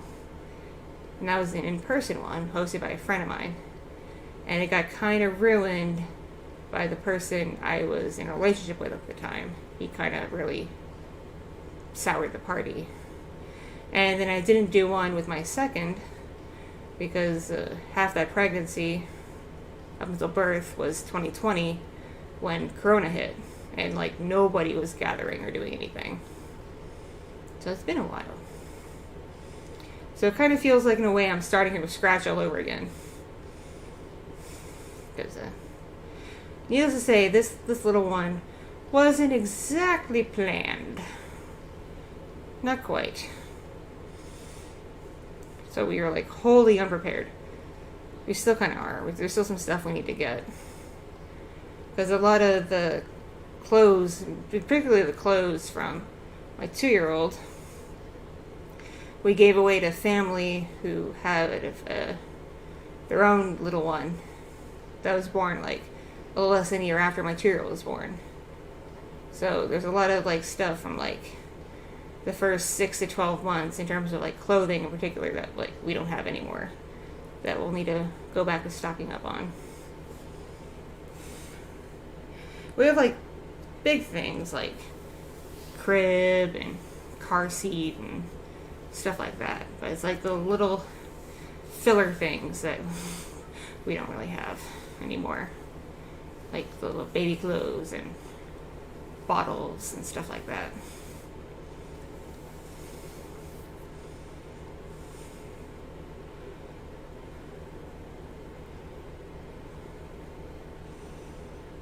It's a little sad that I can't breastfeed this little one because both my OBGYN and my hematologist want me to go back on a blood thinner pill pretty much as soon as the umbilical cord is cut when the baby's born. And that blood thinner medication is not safe for breastfeeding. So this little one's going to be on formula, which isn't bad. Like, I don't subscribe to the boob police agenda. Like, if a baby's fed, that's what matters. But I was looking forward to initially, like, getting that little special mommy-baby bond time. Which still happens when you feed with a bottle, but it's not exactly the same. I have not seen Secret Saturday. And this little one is gonna be a girl, as far as what we've seen with the ultrasounds and what the doctor has said. But you never know, we could get surprised. I've heard it before, people being told based on ultrasounds that they're having a girl, and then baby's born and there's something else there.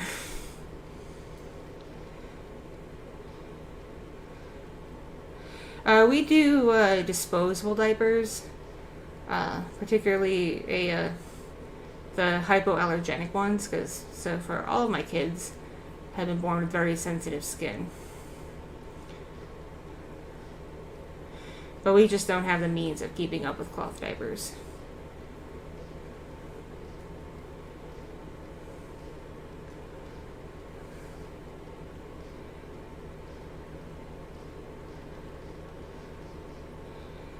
I think the first day or two, they won't give me the medication. They're going to keep me on the shots I've been getting. But the shots are actually really hard on my body. So there is a bit of pressure to get me off the shots as soon as possible. The shots don't hurt pregnancy, obviously, because I'm taking them now, and they're not bad for breast milk, but they want me back on that pill. So the baby should get the initial milk. Hi, SLS.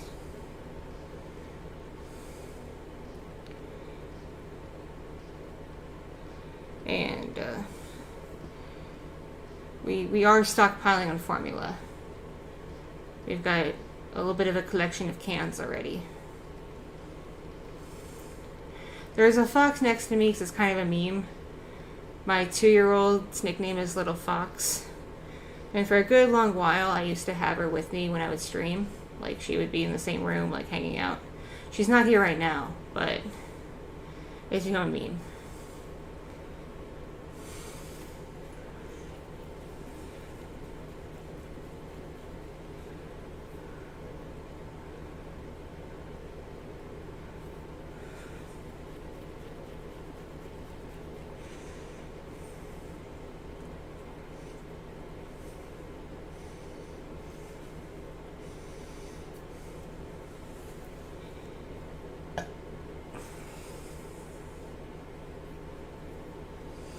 Oh boy, I'm getting some heartburn.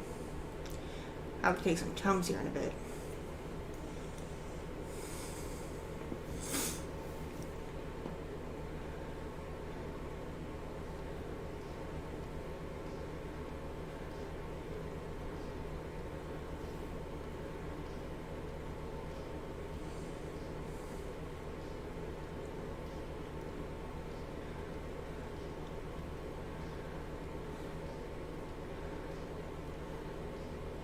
It's cans of the powder.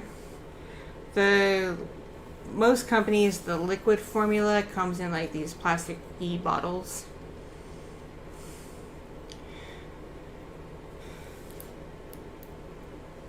But the thing with the plastic bottles is, like, once you crack one open, you gotta refrigerate it. And then it winds up taking longer to prepare the bottles because you have to, like, warm them up, and you can't serve ice cold formula to a baby. They usually don't like it. Whereas with the formula, you can use room temperature water and mix it. So you can just kind of get it right away instead of having to heat up bottles and whatnot. There's both my other 2 kids, when they were babies, took room temperature bottles. They didn't need to be, like, super duper warm. But they did not like ice cold. They did not do cold. Not until they were, like, older and drinking straight up, like, milk and juice and water and stuff. Formula could not be cold. They did not like it.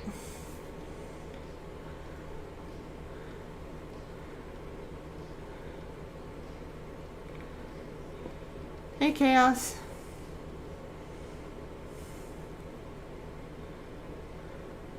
Thank you. Yes, unfortunately, this pregnancy, at least lately, has been kind of rough on me. Though I did learn part of why I'm feeling so sick is I might possibly have a stomach ulcer. Not a bad one, but one that's annoying enough that it's been interfering with life.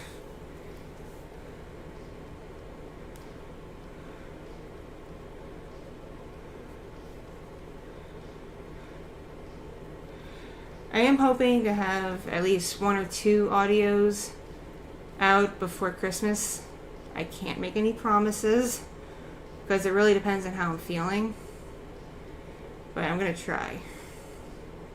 I meant to have something up this week, but life kept having other ideas. Like the fact we had a storm with tornadoes earlier in the week. And then later in the week I got news that someone I know has passed away. And that kind of, like, just killed my mood to do anything. So it's been a bit of a whirlwind.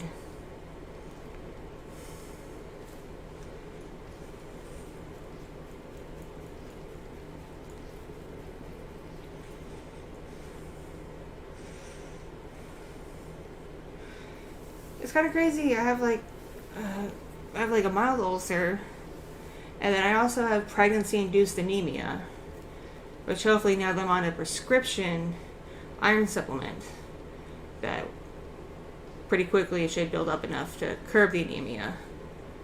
But the anemia has made it so I've been, like, super duper tired all the time and falling asleep left and right. And also craving ice, because ice craving is a form of pica, which is usually a dead giveaway to OBGYNs that the pregnant lady is anemic. And then they just do a blood test to confirm it, which he did. And he's like, yep, you're anemic.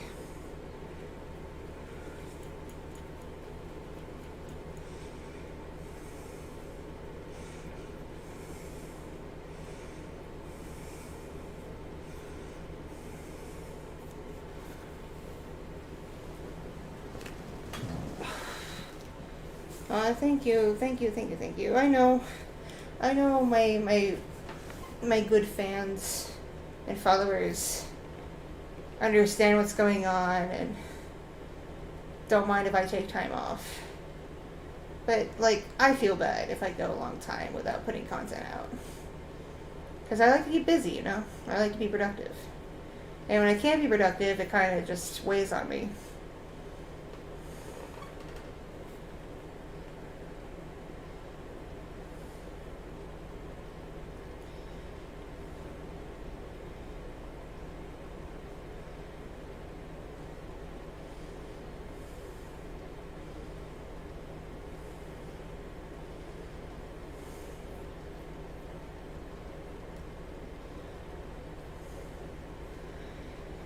And it's kind of hit me now that we're having another little baby. I have no idea when I'll get a proper vacation ever again. In terms of, like, being able to fully cut off from the world and do something, like, leisurely. Either, like, just with my husband or with the whole family. We had a mini vacation early on in my pregnancy. My husband and I went out of town for our wedding anniversary for a few days. But being that I was in my first trimester, that really put a damper on things because I had morning sickness and fatigue. And it made it really hard for us to do anything except, like, chill in the hotel room. So, and I still feel bad about that, but, like, I couldn't help it. My body was just like, nope. No fun for you. You're going to feel sick. But we were able to at least get out of town for a few days without the kids. And then my last, like, vacation that was like a good week was November of last year, where took my 2 kids, my almost 9-year-old and my 2-year-old. Obviously they were younger then, but anyway. Took them to California, to Disneyland for a week. It was me and my folks and the kiddos. It wasn't much of a vacation for me because I traveled with 2 young children and my parents, so I didn't really get to relax per se. But again, we were out of town and I wasn't, like, actively doing internet things, so it was kind of a vacation. Husband wasn't able to go because he was deployed at the time.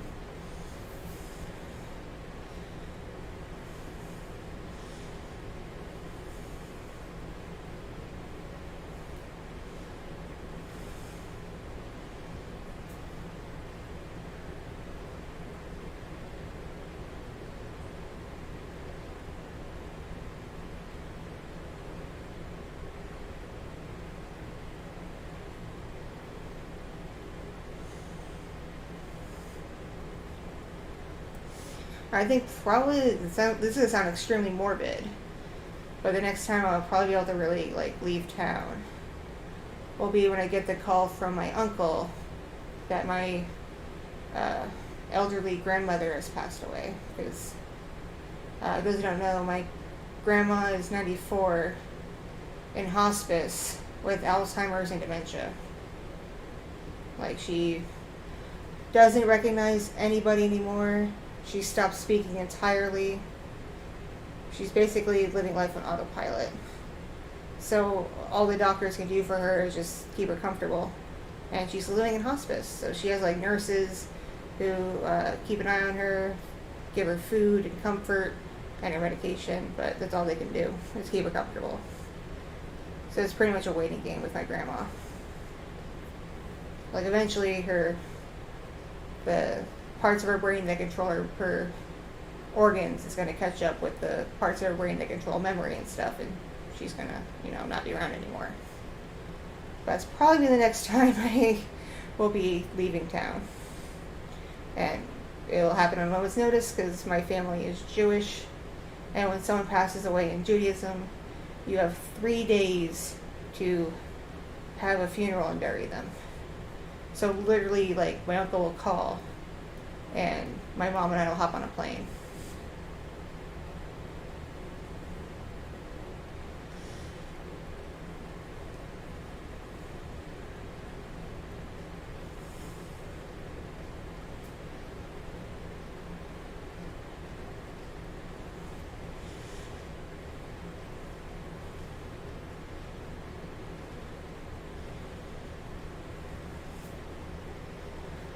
When my grandfather passed away at 96 back in 2014, my eldest kid was 9 months old, and my mom and I took her with us to the funeral.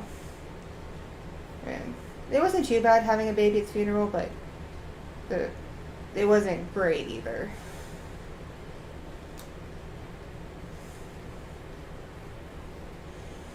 So we're hoping that, like, my grandma doesn't go anytime super soon.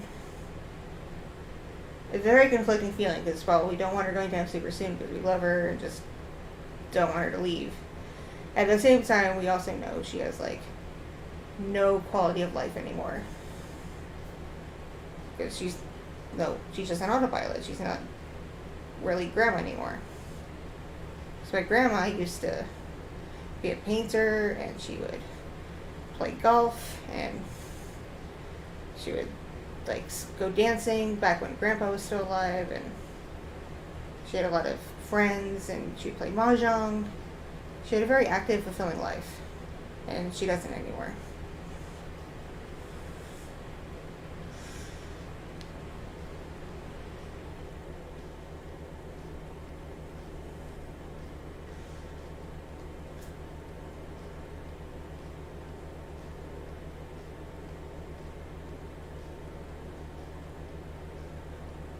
Oh yeah, it's called saying Shiva. It happens after you take care of burying and arranging things with the person who passed away. Like, basically, like, you bury them, you say your final words, and then for about a week you go through your grief process.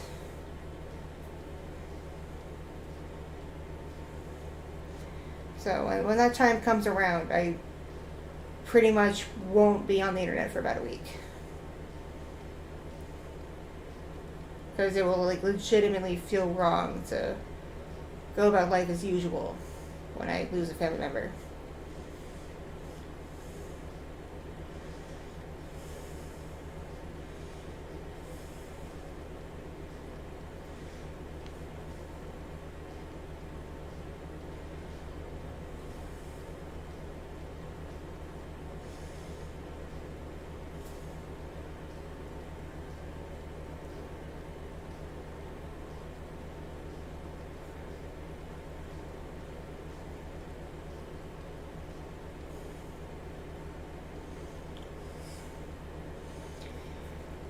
Like, my grandma was an incredible person.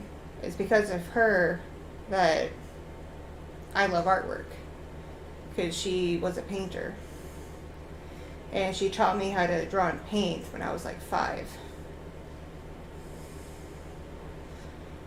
Like, most people think it'd be crazy to set up a canvas and give a kindergartner oil paints and turpentine.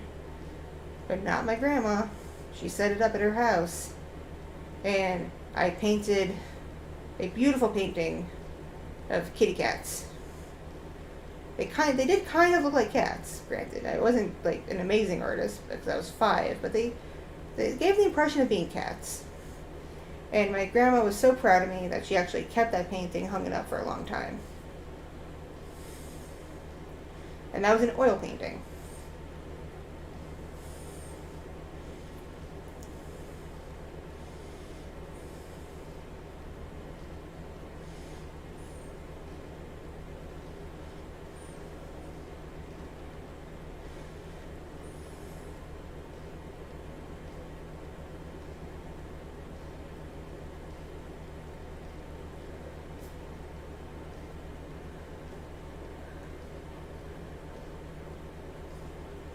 For a while, we were calling this baby Bat, but as pregnancy progressed, it just doesn't really have those vibes anymore.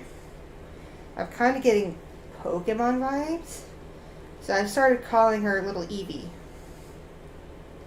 Because, well, being a little tiny baby, we don't know what she'll be yet. So she's like a little Eevee.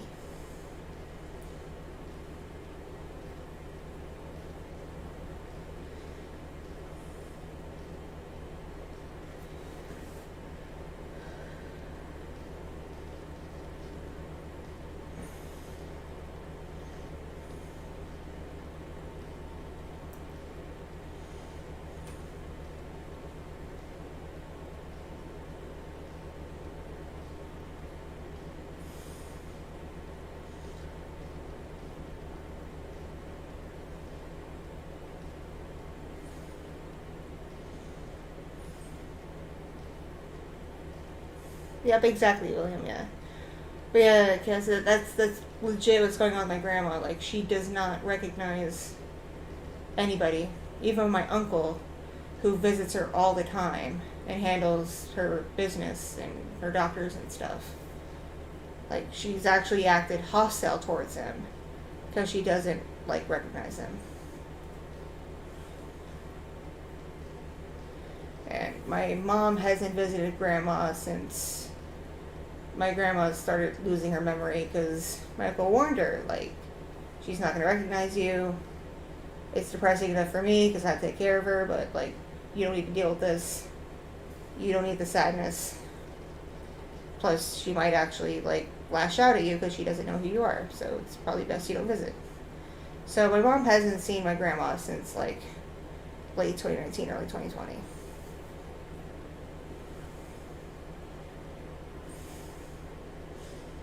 But it's also because of my grandma that my mom won't let go of her old, messed up phone.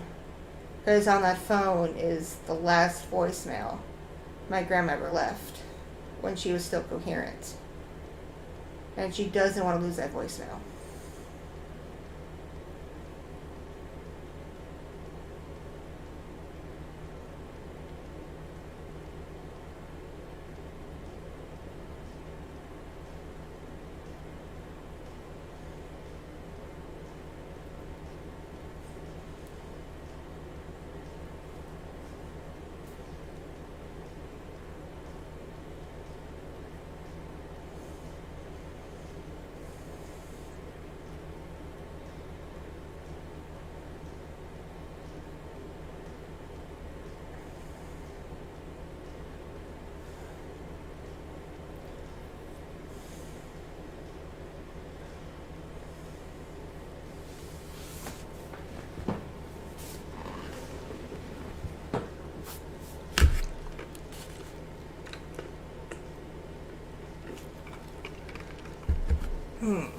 So, vibe check. How's everybody doing today?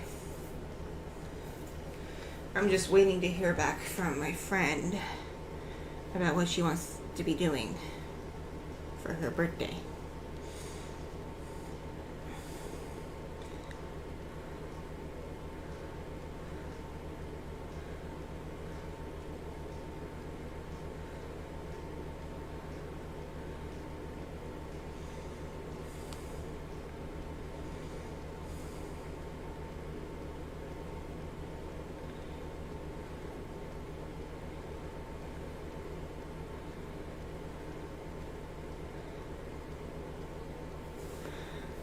I looked up because it's an Android phone, so it like should be easy to digitize the voicemail and move it onto a computer. But all of the like tutorials for doing it from an Android, my mom doesn't have those features on her phone. So we're at a loss as to how to do it. So now she's looking into services, if they exist, that could take her phone and digitize the voicemail.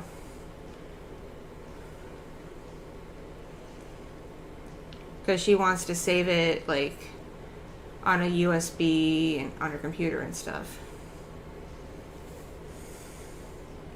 And I'm betting she wants it on a USB so she can keep it in her bank vault with like her precious jewelry and stuff like that that also came from Grandma.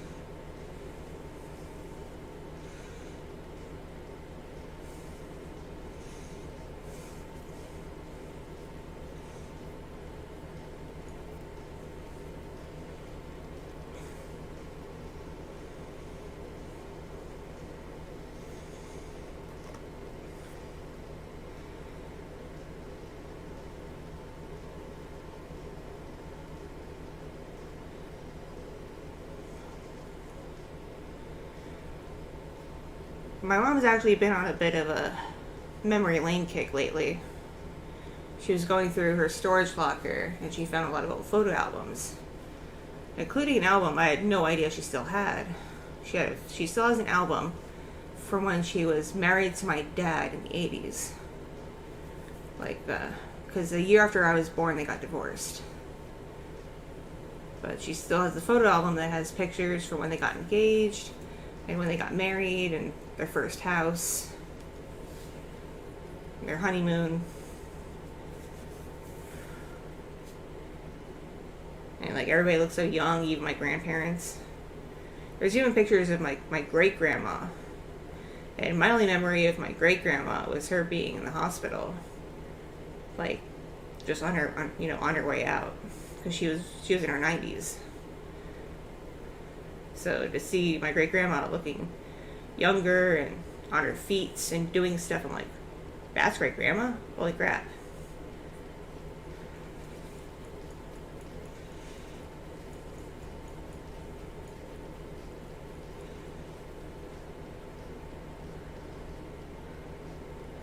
Congrats on paying your utilities for the month. We just handled most of ours. We're still waiting on our water bill, though, I think. That hasn't come in yet.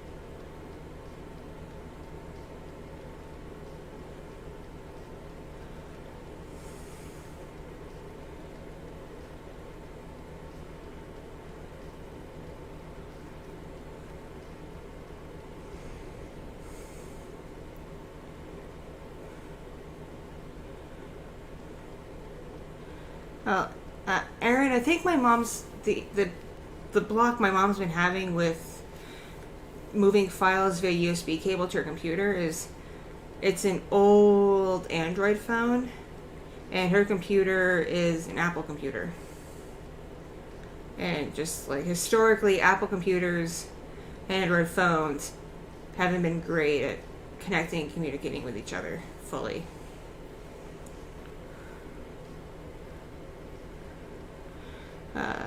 Was 2022 a good year or bad year? It's been a very mixed year for me. Like, some good things obviously happened. Like, I do consider the pregnancy to be overall a good thing, even though it wasn't planned. And I got to do, like, some cool stuff this last year. But a lot of not so great things have happened, too. But another nice thing happened this year was my being able to move to a new house. That was actually a really good thing. That was definitely a positive note, but some not so great things have happened this year.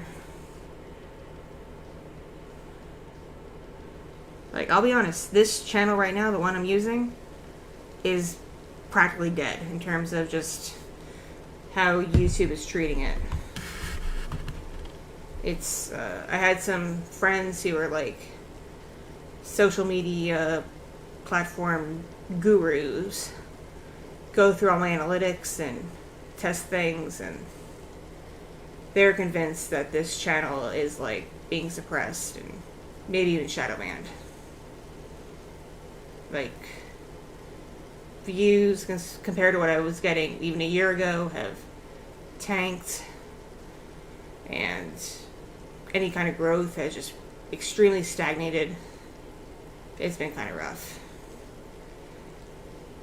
So I've been heavily considering next year, after the baby's born and we have a routine, everything's settled, starting a new channel from scratch. Same kind of content pretty much, maybe a few updates here and there, but just a fresh channel without the baggage of being demonetized and old strikes and things like that.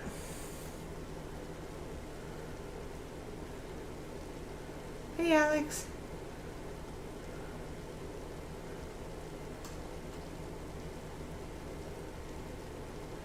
Well, an Android phone and a Chromebook will talk to each other because Chromebook and Android are owned by the same company. That's Google. But Apple and Android are two different companies, and they don't really like to talk to each other. Because I used to mainly use Apple for computers, and I used to use Samsung and HTC for phones. And while I could plug it into the computer to move photos around, I couldn't access all my files from the Apple computer. And then when I got a Windows computer and plugged the internet phone into that, I was surprised at all the things I could access.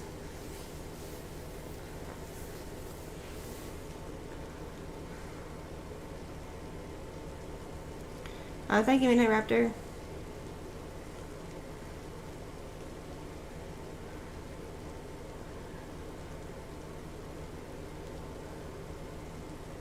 I'm still going to keep the Kitti name, William. I'm still going to keep that because I'm kind of branded by that at this point. But I'm just going to tweak it a bit and just have a fresh account, if that makes sense.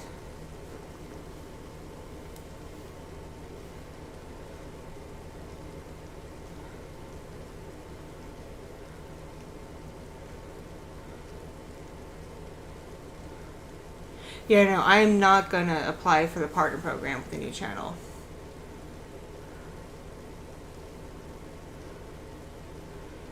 For real, the partner program really isn't all it's cracked up to be.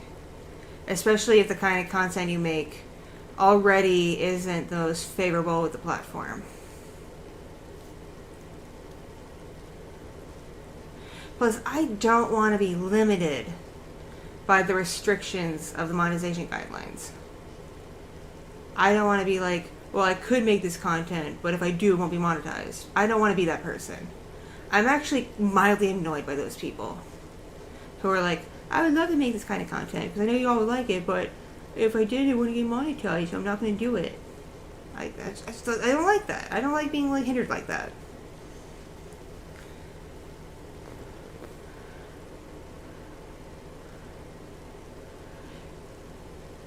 Being monetized on YouTube earns less money than people think. It really does. Because YouTube takes a percentage of ad revenue, a percentage of super chats, a percentage from donations, just everything.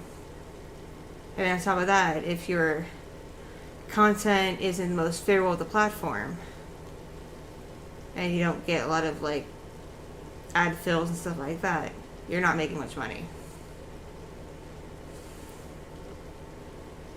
You're making pocket change.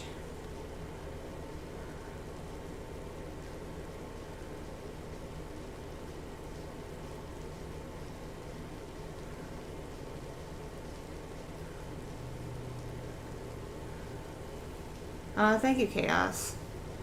I appreciate that. Because, I like to be creative. That's my big thing. That's why I make audios. Is so I can be creative, come up with different characters and scenarios, and, build on that. I don't want to be limited by the fact that you can't, be too romantic and be monetized, or you can't do certain ASMR triggers and be monetized. It seems really dumb to me.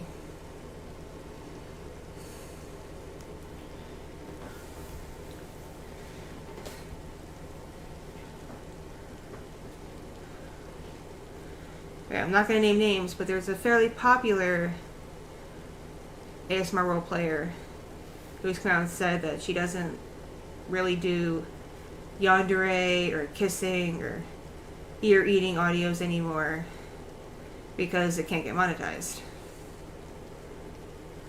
And I'm like, really? You care so much about money that you're going to let it hinder your creativity? Okay then.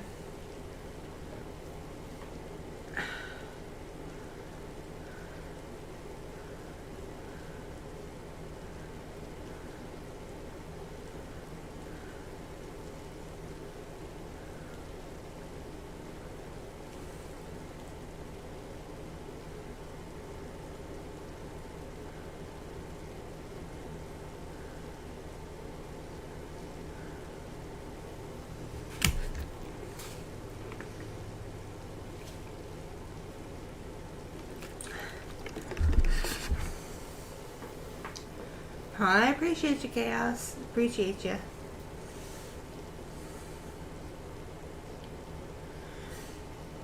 I'm forever, like, flattered and impressed by those of you who have stuck around since, like, late 2017, early to mid 2018.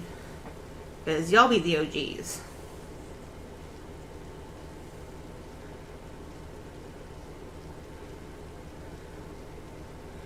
Because those were the days back when I had, like, no idea what I was doing.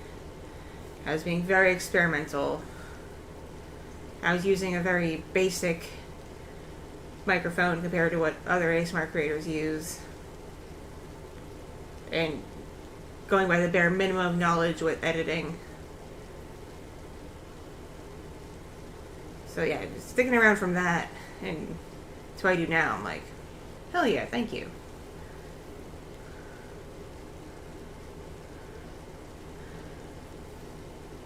Hey, Rogel. I am married, and this is my third kid.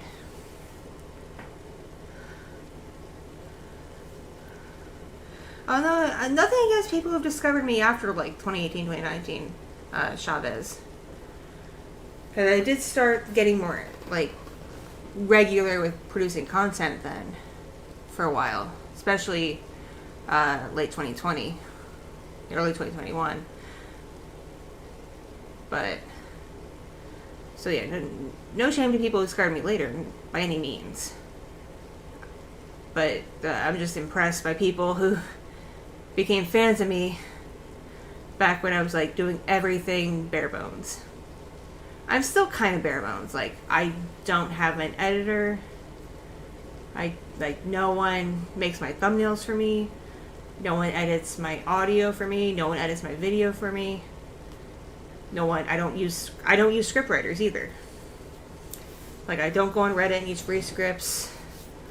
I don't do any of that. Like, the only time I've commissioned scripts was for some collabs where I work with other creators.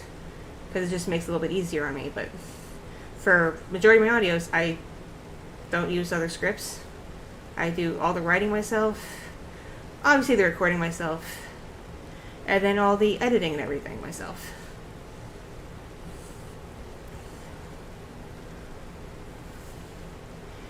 I've just like done upgrades in terms of equipment and software.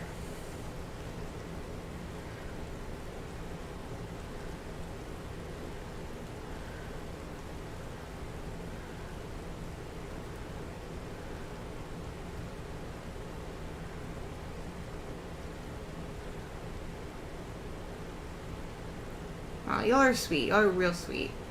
And yeah, that stupid stalker incident. But I do have to give that stalker a little bit of kudos, because that incident is what really pushed me into deciding to do the VTuber stuff. Because I was already doing streams, albeit not like super often publicly. I was streaming a lot for a small audience, kind of secretly, starting in like late 2019, early 2019. But those were like obviously IRL streams.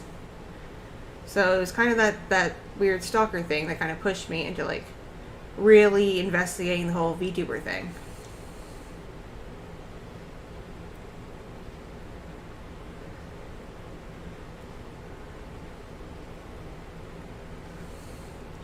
I do remember my first VTuber model, that 3D monstrosity with weird arms. I still vaguely remember that. I thought it was so cool though, because I'm like, hey, I am an animated character now. Neat. But looking back on it, it's like, whoa.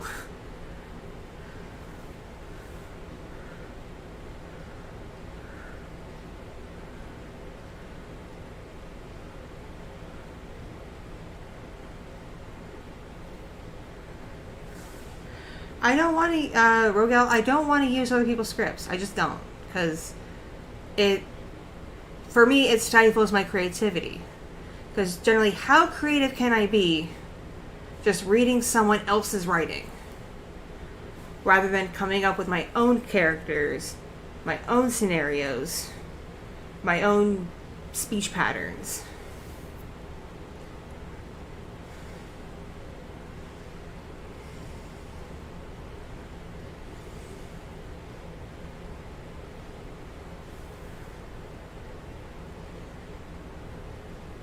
And plus, with public scripts, a lot of people use them. So in a way, you're kind of competing your performance against someone else's. And so you get that people being like, oh, I heard this one before, so-and-so did this, and I think they did it better. I just don't want to deal with that nonsense. It's not for me.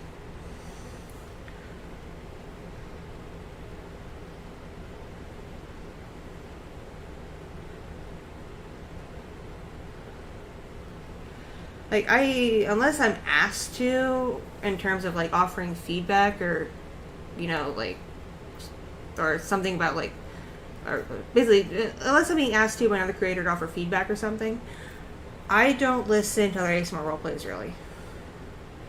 Because I don't want anything to happen where, like, I listen to something and I go to sleep, wake up with an idea, and do it, only to realize I got that idea from someone else's roleplay, and then get accused of ripping somebody off. Because I've seen that happen, and it's not good vibes. But I will listen to, like, if a creator comes to me and says, hey, can you listen to this audio? I want to see what you think. You know, like, how's my mic quality? How's my performance? I'll do that.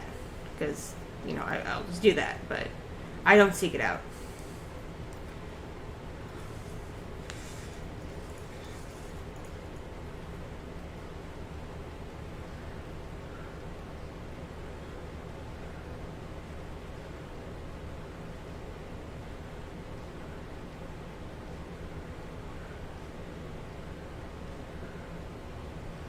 I appreciate the chaos. That's cool. That's real cool.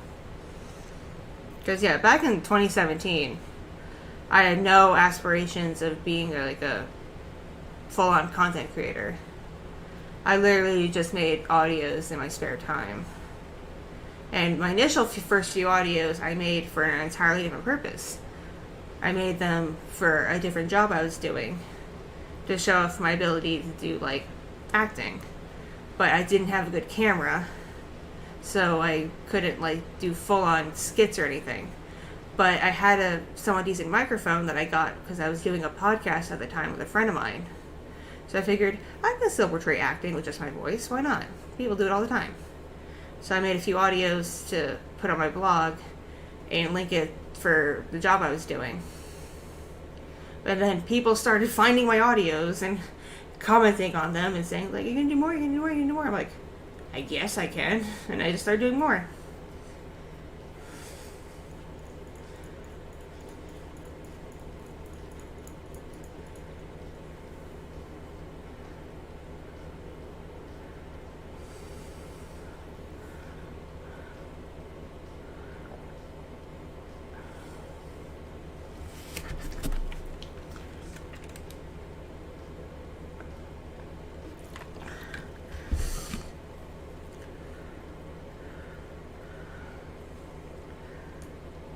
I will say though, I legit appreciate scriptwriters.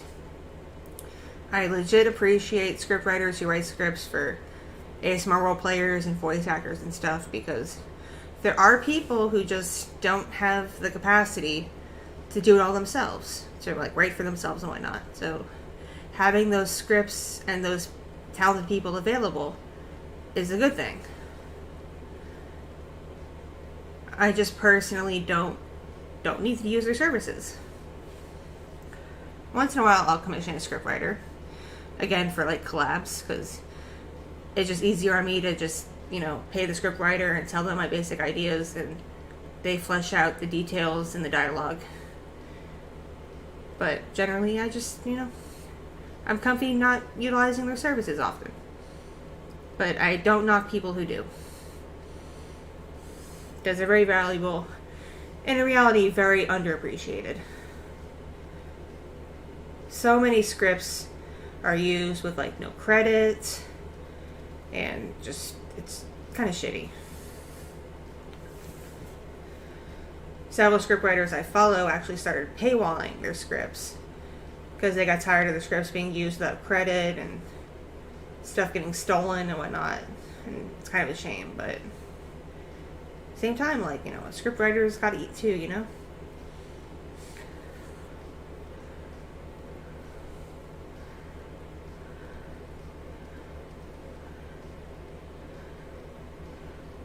For professional voice acting work, it kind of is, because it kind of can get you, get your name out there.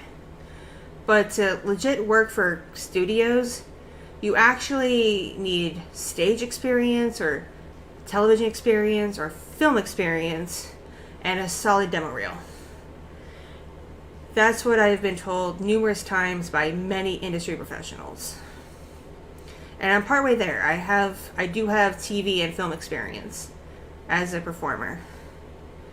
But I just haven't had the means to do a professional demo reel. Because they do, a serious studio does want a professional demo reel. Not something you record in Audacity in an afternoon. They want something very cleaned up and very concise, which you can only really do in a studio setting. And that, not only takes time, but also is money and resources. I've been saving up to get the studio time to do a professional demo reel and utilize the studio services to clean up and edit the audio too, so it's a very solid demo reel that I can then shop around in different studios.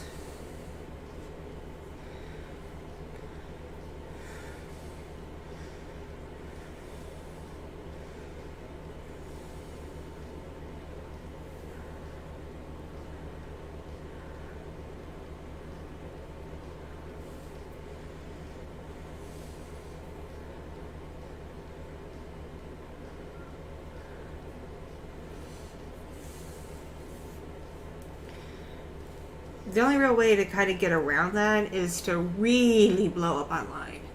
I mean, not just be a 100K sub channel or whatnot, but be Amelie with nearly 1 million followers and a lot of hype. That is a sort of workaround of the traditional path into the professional voice acting industry. But 99.9% of people who are interested in this line of work, that's not going to happen to, realistically.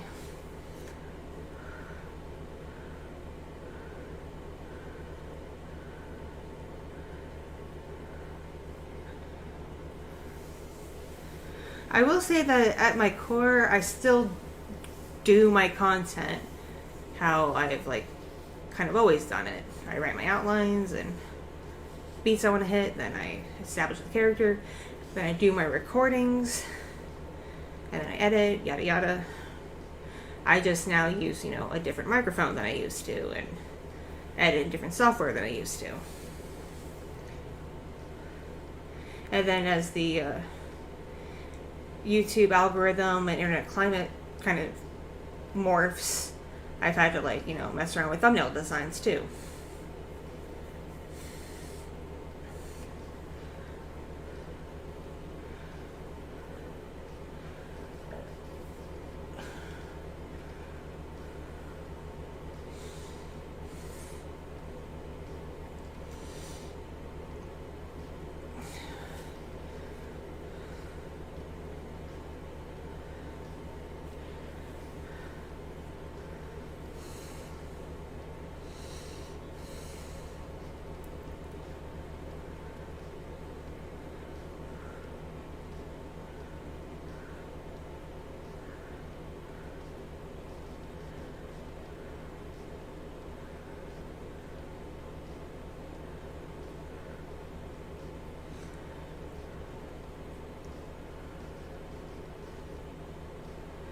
A good starter mic that gives you pretty solid recording capabilities to work with would be a Blue Yeti or a comparable brand.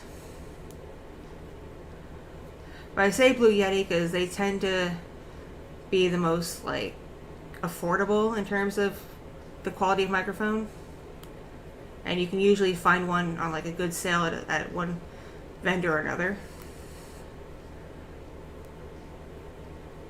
Because with the Blue Yeti you can control the gain and some other settings, and the audio you record will clean up well in an editing software. So it's a good style of starter mic.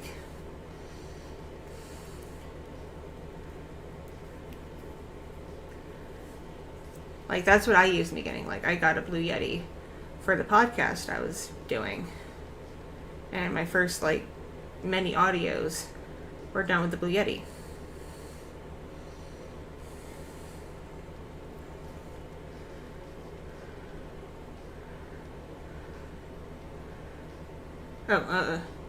Snowball is not the same as a Yeti. No. Because the Snowball, you can't control the gain. It's not omnidirectional. There's a lot of things you can't do with a Snowball.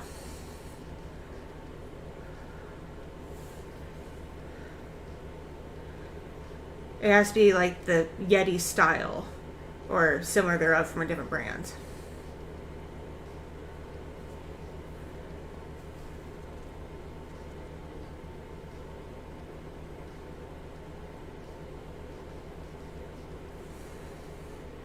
I will forever be impressed by Azzy, Bear Waifu. I know her as Azzy, though. I will forever be impressed by her and her just ability to cobble things together, and her talents and her creativity. And it still blows my mind that she doesn't have a bigger following and support network. It just boggles me, because she's incredible. I love Azzy. She's also been a really good friend.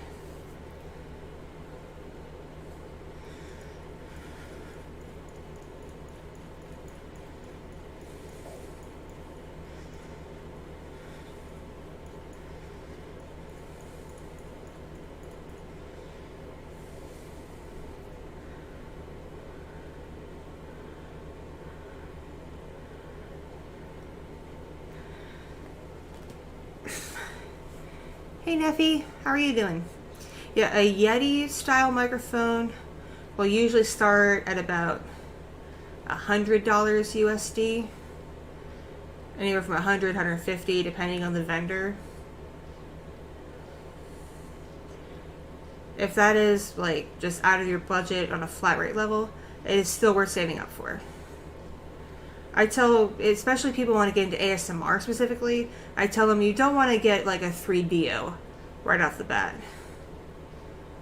Because you could have the fanciest, most sensitive binaural mic they make in the world. But if you don't have the chops for that kind of content, and you're not willing to really practice and work at it, or you get easily discouraged if you don't blow up right away, it's not worth shelling out the money.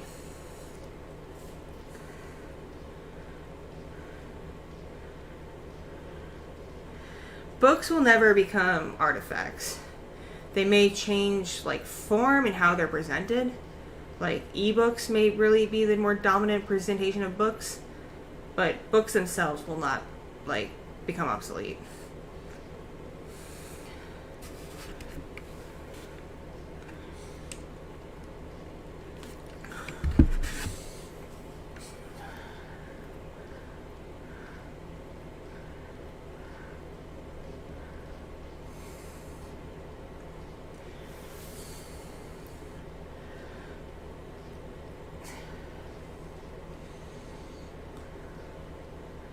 Okay, Rogel, if you just want to be a VA, a Blue Yeti or similar style microphone from another brand will get you by just fine. You do want the ability to control like the omnidirectionality and the gain though, because that'll really make things easier with cleaning up your audio in post. But you obviously don't need a super sensitive binaural mic like a 3DO or anything.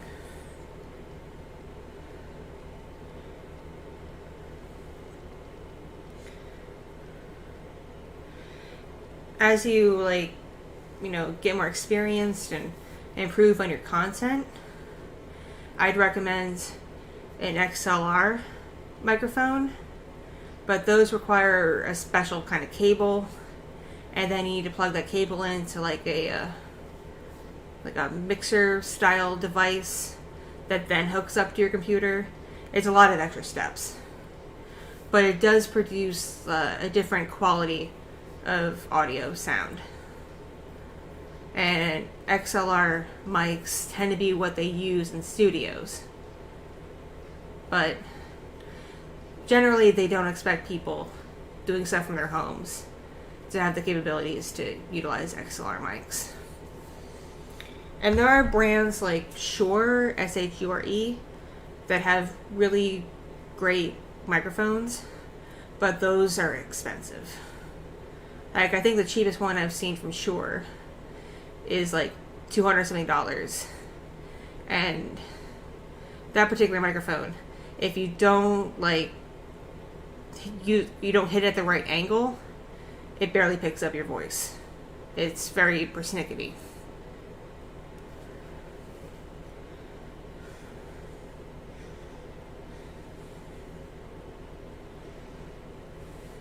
The Yeti is not only a little bit cheaper, but it's a lot more forgiving.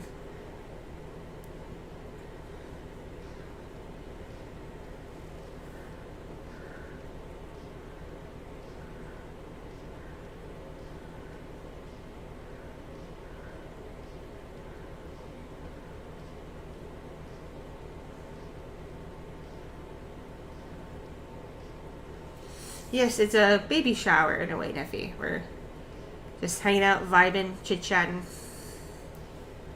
I was advised against booting up Jackbox games because there are trolls who like to utilize Jackbox to ruin a streamer. So I know Uzaki-chan. I don't think I do. That name does not ring a bell.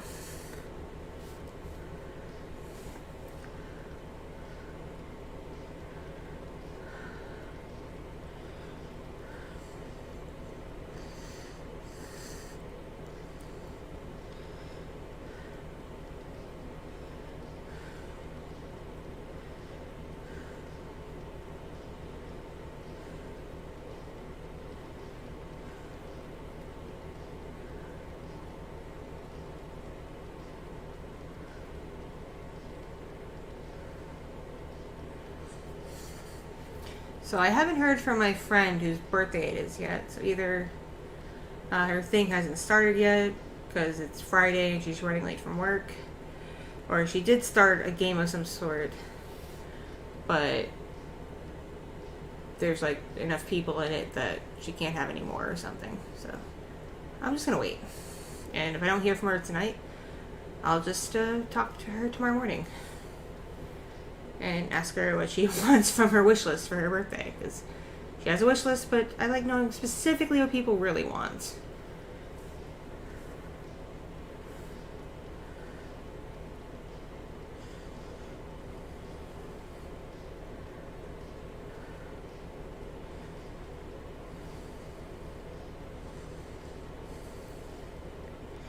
It's usually for this particular friend's birthday, I get her stage makeup, because she does burlesque and theater type performance art. So stage makeup is very important for her to have, but she might want something else this year.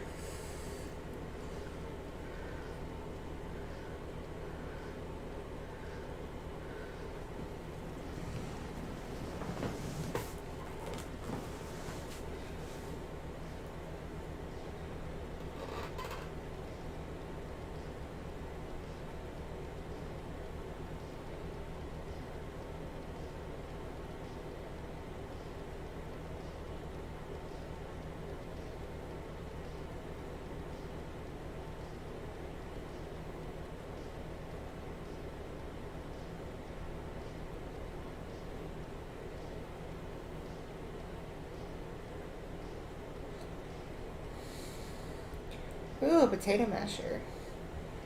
Yeah, I do remember when streaming was a bit more loose. Man, I remember when streaming, like just general streaming, was so like underground that not many people did it or even knew it existed. And then the more mainstream style streaming was actually cam sites and was meant for adult content. I remember those days. And the video quality was like shit because webcam quality was shit at the time. So much pixelated booba.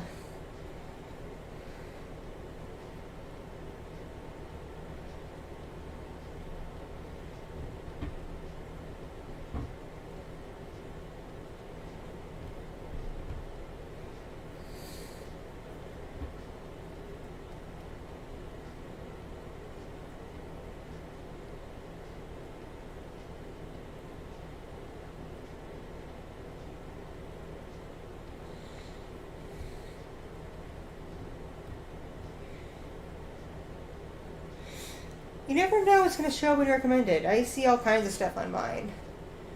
Like, even recommended stuff that I normally don't look for. But then I'll see something that intrigues me and I'll click on it, you know? But yeah, I've heard about the nuclear fusion breakthrough. Nothing's going to come of it immediately, or even within like the next decade most likely, but it's definitely significant.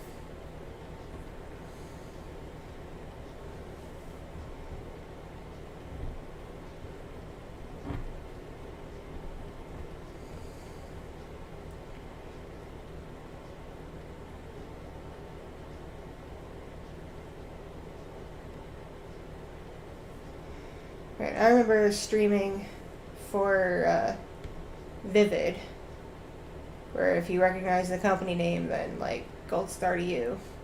But I'm not going to go into detail what kind of company Vivid is. But I streamed for them in the early 2010s. And they were fairly decent because not only were their streamers able to like get tips and whatnot, but they also paid streamers hourly if you met their minimum equivalent of hours per week. So it was a pretty good gig while I was able to do it.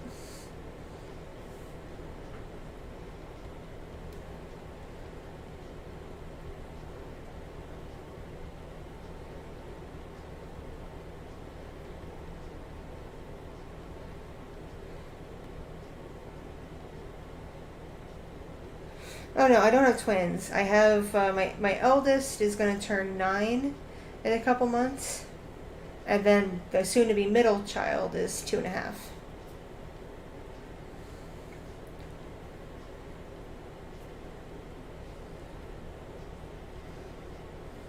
I had my first kid kind of sort of young, like not teen mom young, but still kind of young.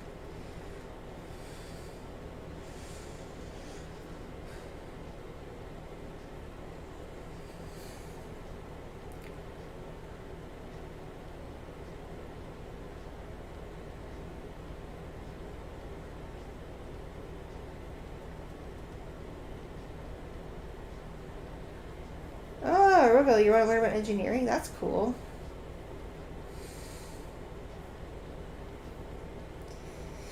My dad is very happy about the news with the nuclear fusion discovery, but he also has a PhD in physics and used to associate with people like Stephen Hawking.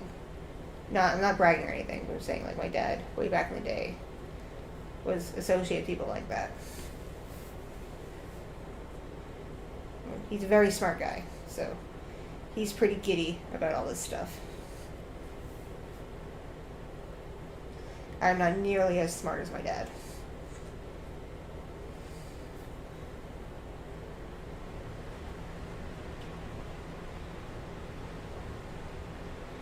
From my understanding, this fusion, they're basically blasting atoms with lasers at intense heat.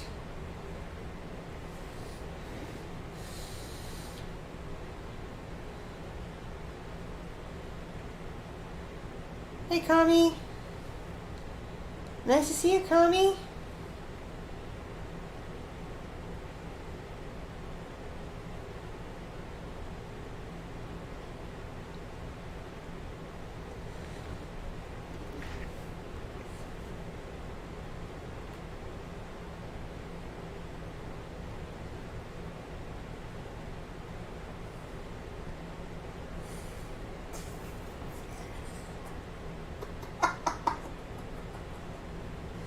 Okay, I just got a text from my artist, Koichi.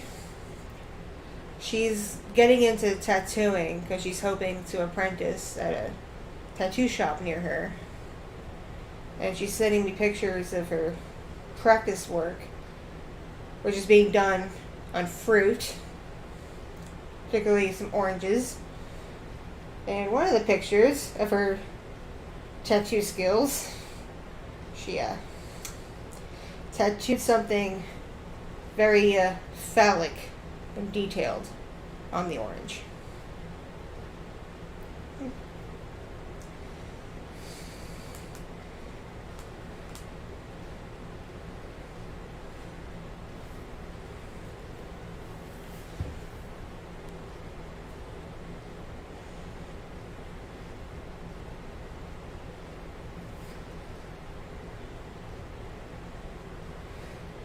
Too late, Koichi looted the orange.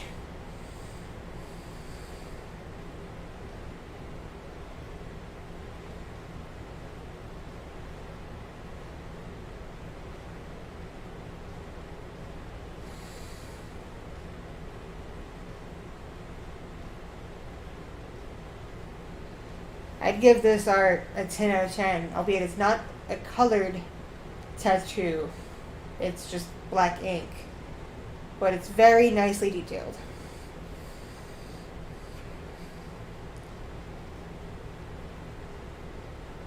She's clearly having fun with this tattoo gun.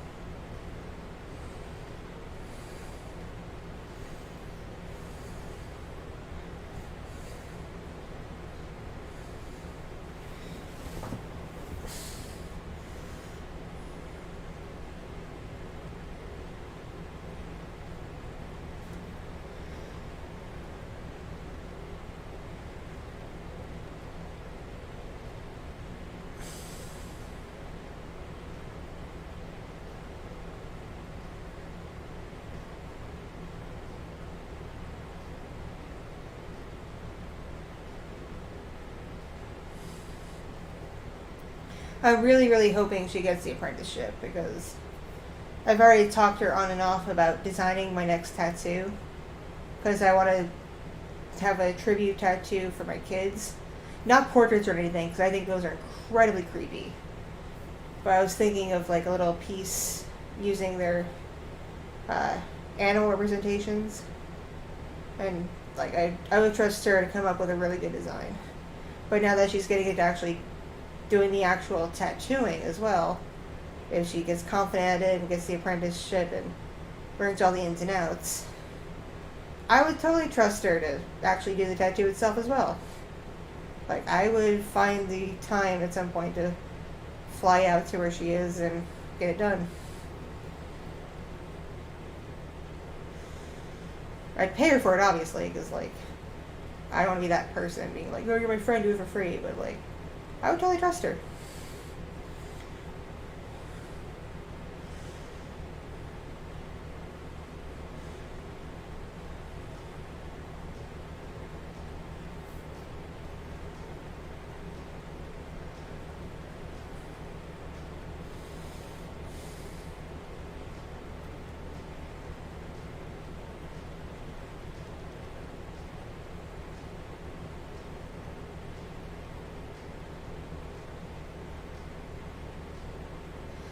I'm all about, like, subtlety with my tattoos, because I learned my lesson after getting a couple of phantom tattoos, and how, like, kind of tacky they look. I like more subtle designs now.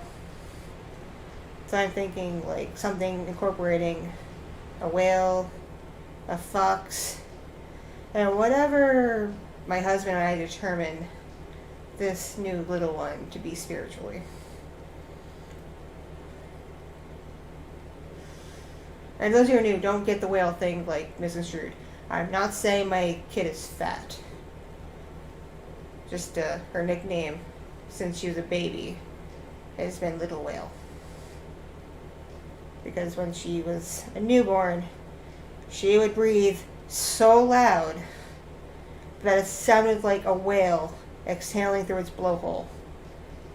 And I was like, do I have a whale? And it just kind of stuck.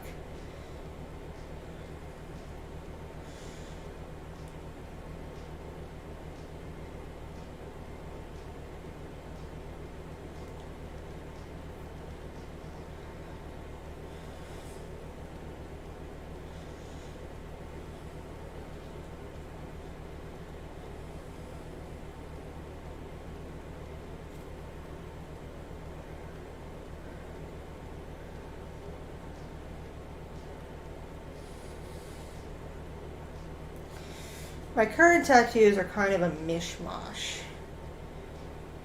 Because I got them at different times in my life.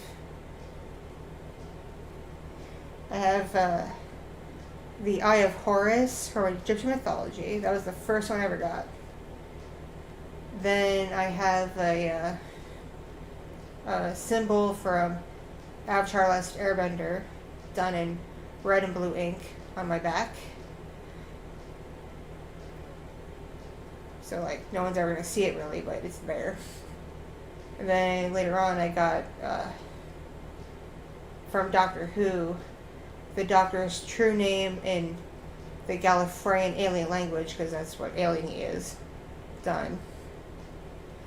And then, much later on, I got a semicolon, and I put that on my wrist. So it's kind of a mishmash.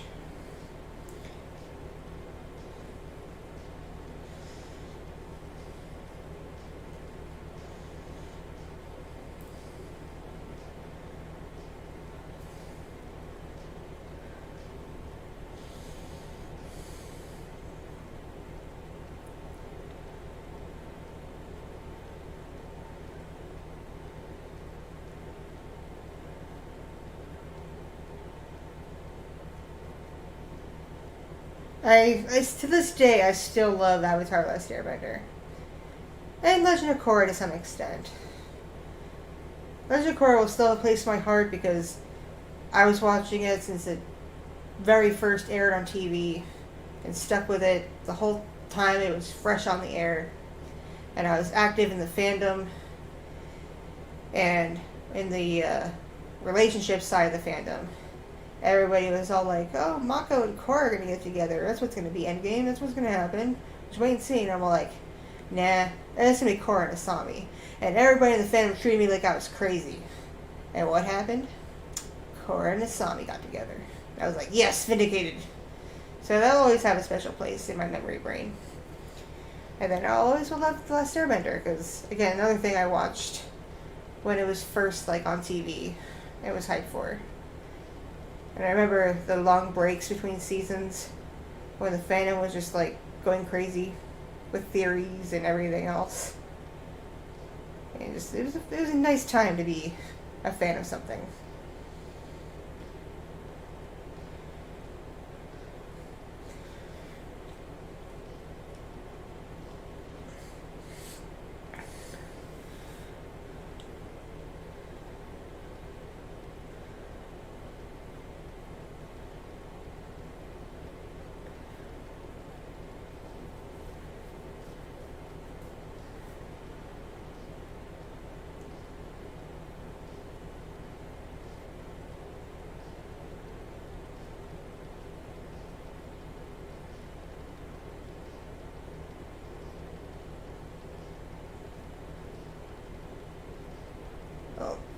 The issue with Korra is Nickelodeon put a lot of limitations on it.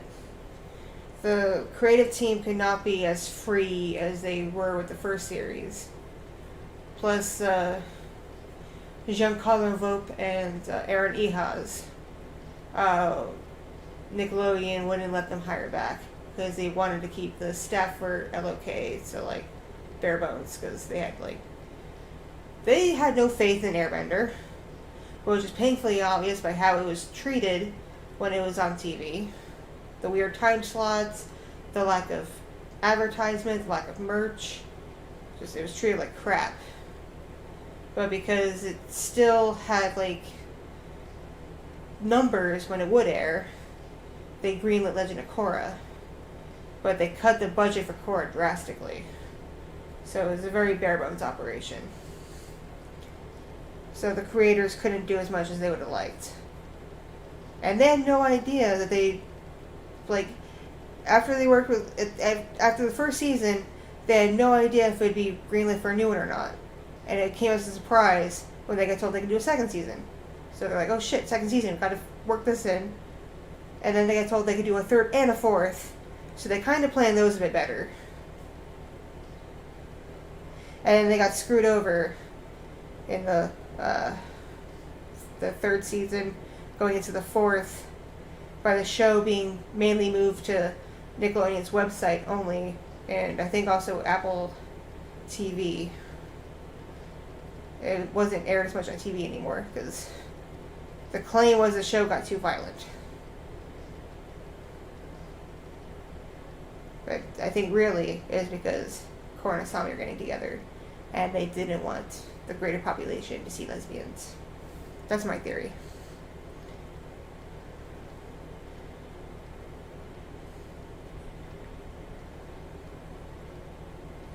But man, the show got Henry Rollins to be a villain. That's like peak casting. That's great. Because hero's a perfect villain.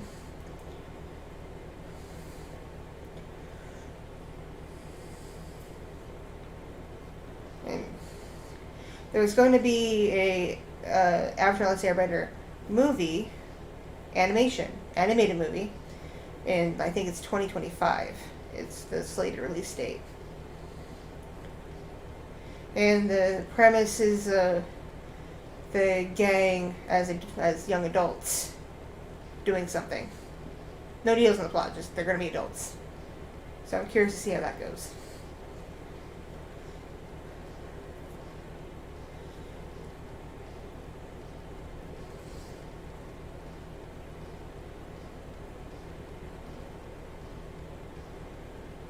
And man, I got so much tea on the M. Night Shyamalan movie for Airbender, because I actually was crew on that movie, because I used to work for M. Night Shyamalan's studio when I was young, and that was one of the projects I worked on.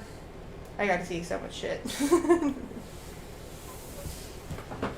I know some of what made it a dumpster fire, and it's not M. Night's fault at all, actually. In some aspects, he's as much a victim as anybody else in that movie.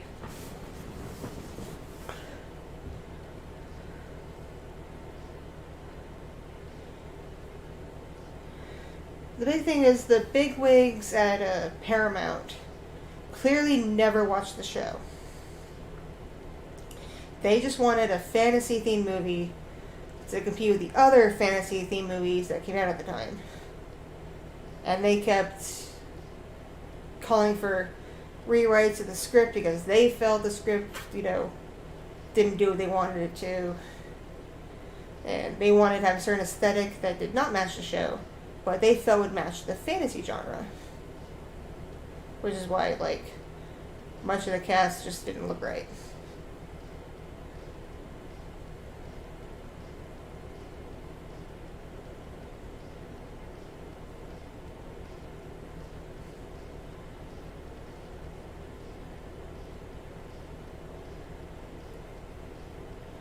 And the actress who played Katara in the live-action Airbender film was mostly hired out of nepotism because her uncle is in the industry, and apparently a couple of the producers owed him a favor. So that played a key role in why she got picked out of everybody else who applied to be Katara. And then because she got picked, they had to find someone who could pass visually as her brother. So they went with Jackson Rathbone. And I'm not knocking Jackson Rathbone because he's actually very funny. He legitimately he's done a lot of comedic roles. But the studio heads did not want a lot of laughs in the movie because they felt too much comedy would mess with the fantasy theme. So they had him rewritten to be more straight edge, which again ruined his character. So it really wasn't Jackson at all. Like, he was just given a bad hand. The only true casting that was done entirely on merit and talent was No Ringer as Aang. And mainly he was cast because he was the only kid who auditioned who showed any knowledge and skill in basic martial arts, which meant that when it came to stunt training, he'd be easier to work with than other kids. And he was. The initial actor to play Zuko was Jesse McCartney, because they wanted a big name attached to the film. But then it turned out Jesse McCartney's tour schedule conflicted with filming, and he couldn't do it. And then around that time, Slumdog Millionaire was making the rounds, won a bunch of awards, and name slips me. It'll come to me when I'm in the shower. But the main actor from Slumdog Millionaire, became a big name, and he was available. So he wound up taking over for Jesse McCartney. And then because he had a certain aesthetic, they had to match all the Fire Nation characters to that actor. Dev Patel, that's his name. They had to basically match his aesthetic. So the Fire Nation all mirrored him. And he's a great actor. Slumdog Millionaire is a great movie. He was also dealt a bad hand by the studio execs.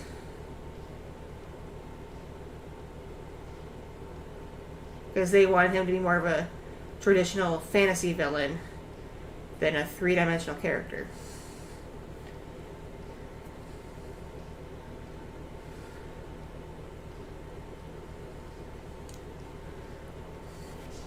Oh. Catch you later, Rogo. Thank you for coming.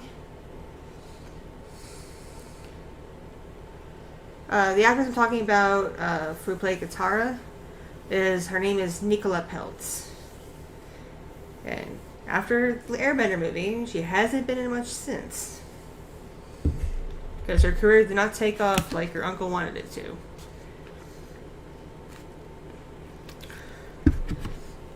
Her uncle being Nelson Peltz.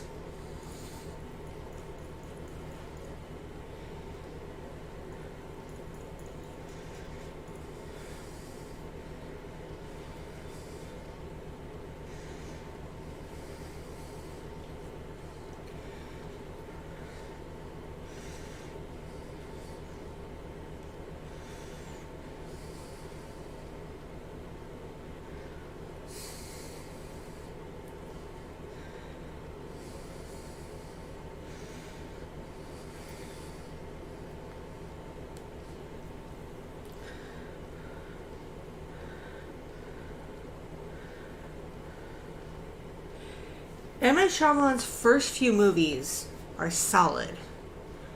And then because he got a reputation for making a certain style of movie, studios started boxing him in and would not let him be as creative as he wanted to be. He also does have a talent for writing for family films. Because there's some family films that he wasn't the director or anything, he did the writing for, and they're great. One that comes to mind is Stuart Little. That's a pretty solid kids family film. It still holds up today. Granted, the CGI may not hold up till today, but the story and everything else itself holds up. And he was the writer.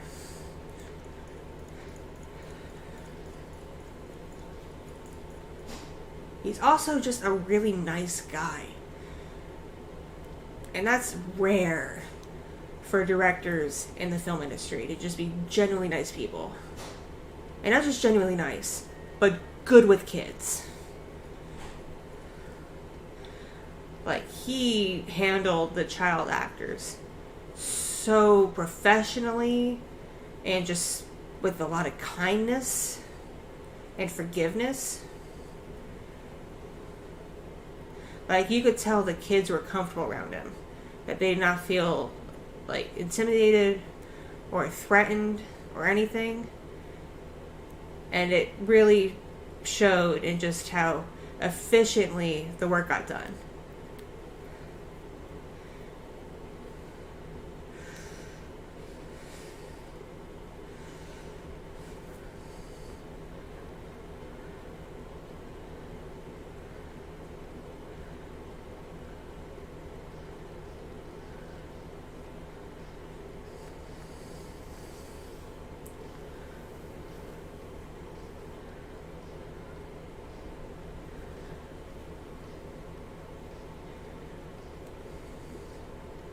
But he was like just so nice and polite with the cast and the crew, even little like peons like me. I was a PA. I was a production assistant, and that may sound like a big title if you don't know the industry, but basically that's a glorified title for coffee girl.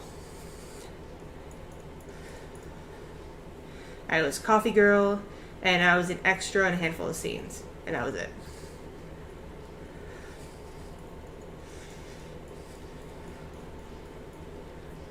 But I got to learn a lot by being on those sets. The only set I wasn't on was the set in the Southern Water Tribe, which was filmed in Greenland. I was not given the okay to travel. But when the production came back stateside, I was around for most of the movie.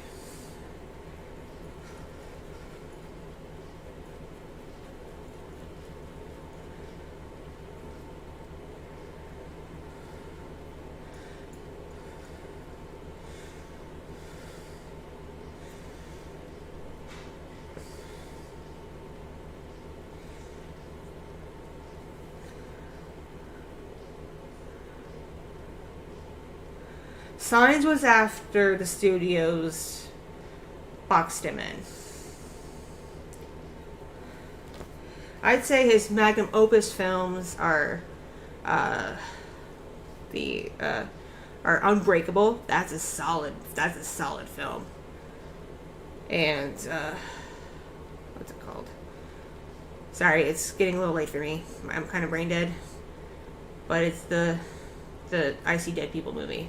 That one. That's also like his magnum opus.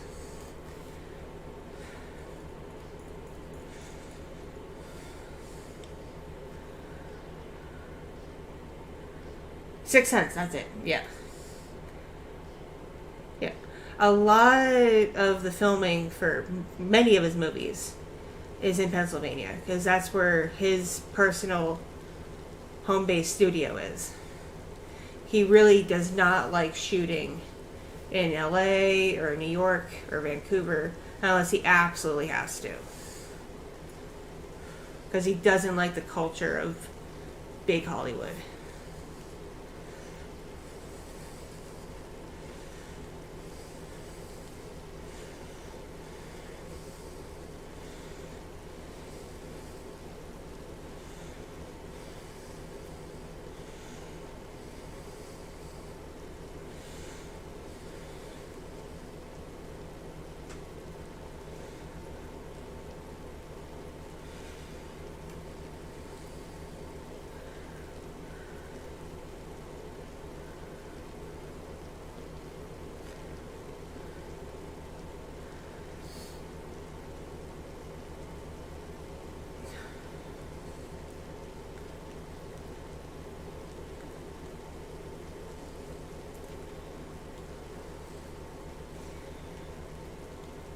And I have to say, I can never really view him in a bad light. And I guess that gives me a bit of a bias, but he was willing to be a reference for me when I was shopping around my TV series thesis to different studios. It got rejected ultimately, but he was willing to speak on my behalf to the studios to get my foot in the door. And he did not have to do that.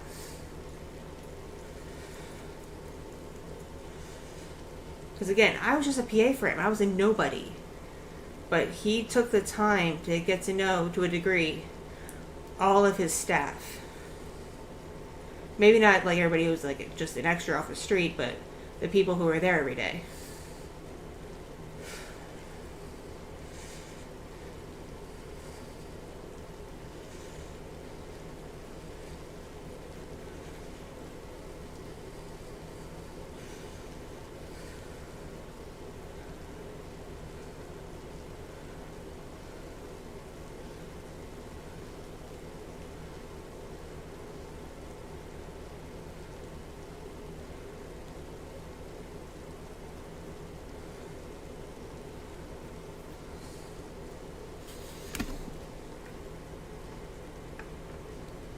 Again, nothing came of my project. All the studios said, we appreciate your enthusiasm and your creativity. It's a nice idea, but it's not what we're looking for.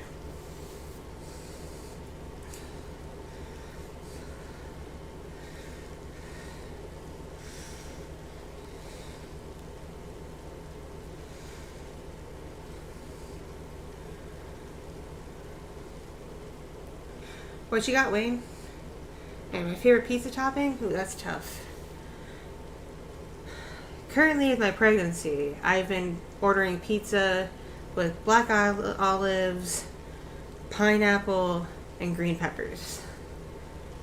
For a little while, the green peppers were replaced by jalapeno. But as the pregnancy got further along, for some reason my mouth got a lot more sensitive to spice. And I couldn't handle the jalapeno peppers anymore. But I still wanted that, pepper taste, so I went with green peppers instead. And I just like the mix of, a little bit of the pepper taste, and the salt from the olives, and the sweet from the pineapple. It all just, bounces off each other well. Catch you later, Craig. And have a happy holidays and happy new year.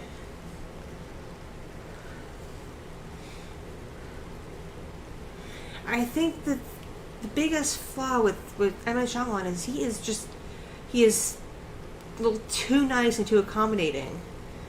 So he gets pushed around a lot by studios and bigwigs. And that in turn hinders his creativity.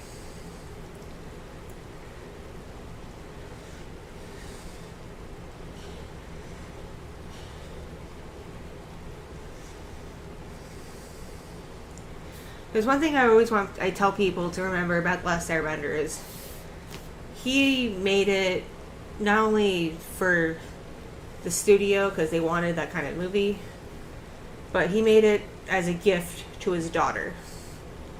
Because he never heard about the show until one Halloween when his daughter asked him if he could help her make a Katara costume. And he was like, "Who's Katara?" And so she showed him the series. And he fell in love with it too. And it became something he and his daughter bonded over. So when he was able to get signed on for the live action film, it was literally just him trying to make a nice gift for his daughter.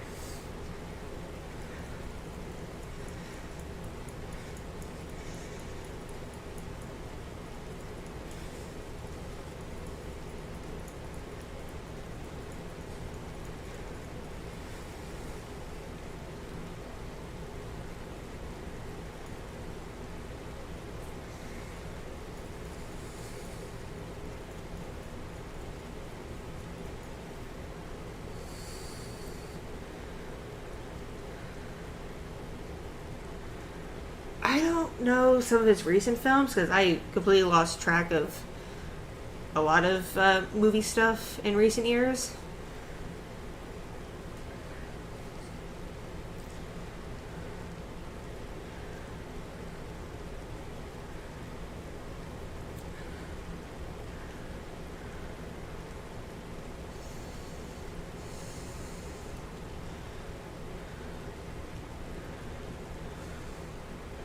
Well, congrats, Wayne, on your employment.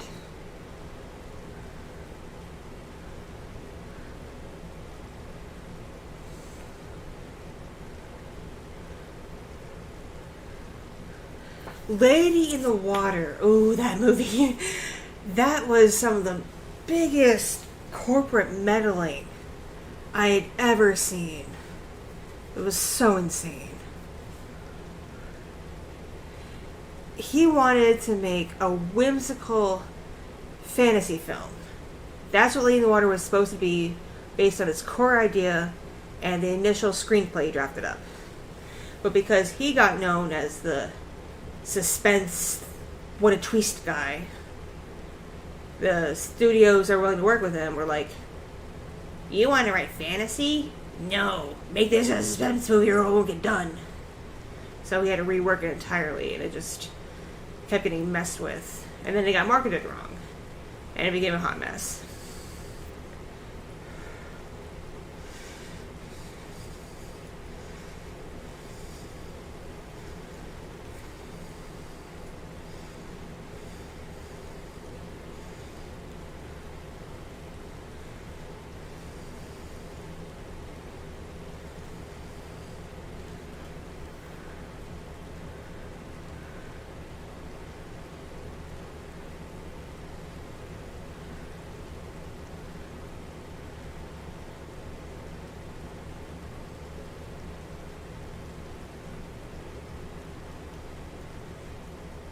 Corporate meddling happened in a lot of movies I like, actually. Like, Cool World, which came out in 1992.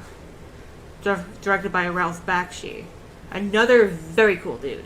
I love Ralph Bakshi.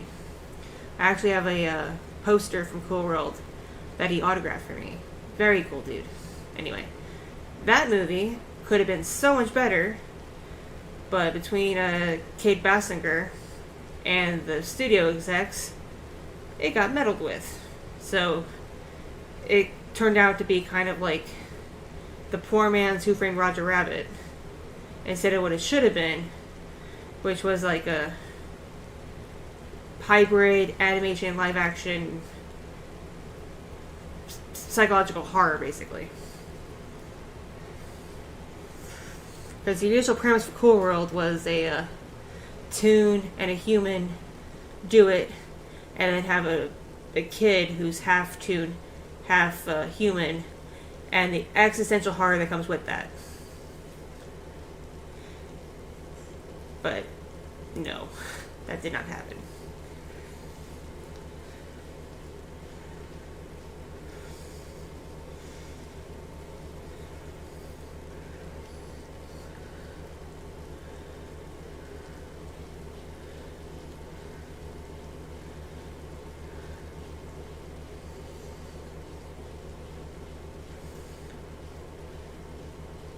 But yeah, I highly recommend Cool World still, even though it's not what it was supposed to be. It's still a relatively solid film. Like, it works still. And the animation, is so nice. The animators really put all they could into it. And it has baby Brad Pitt in it, too. I think you can still get it on Amazon Prime, if you have Prime, for free. I think that's the current streaming service that has it. I don't quite know because I just own it outright. I bought it a long time ago.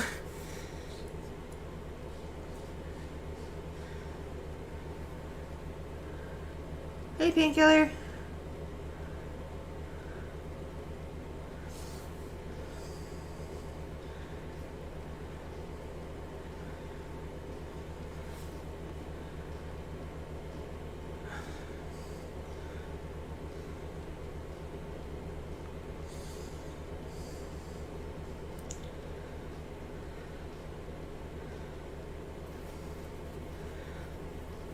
Ralph Bakshi is just so underrated in terms of just like ability and creativity.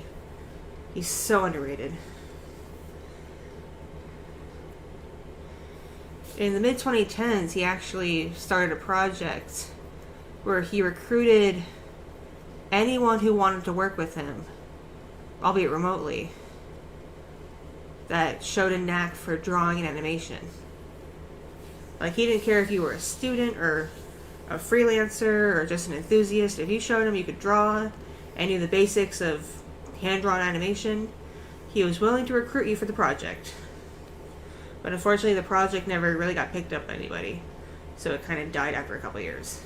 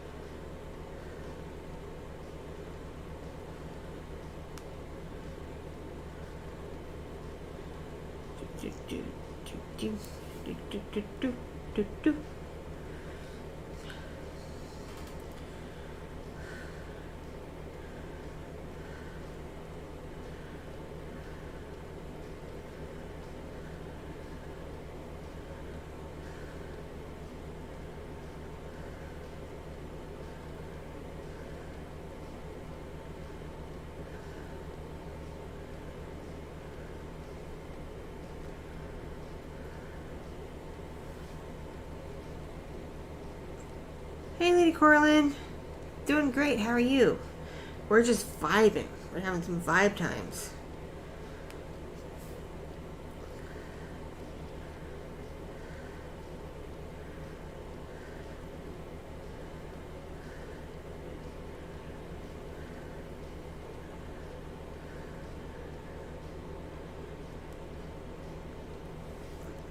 Good to hear you're fine. That's good. That's good. I like it when people are doing okay.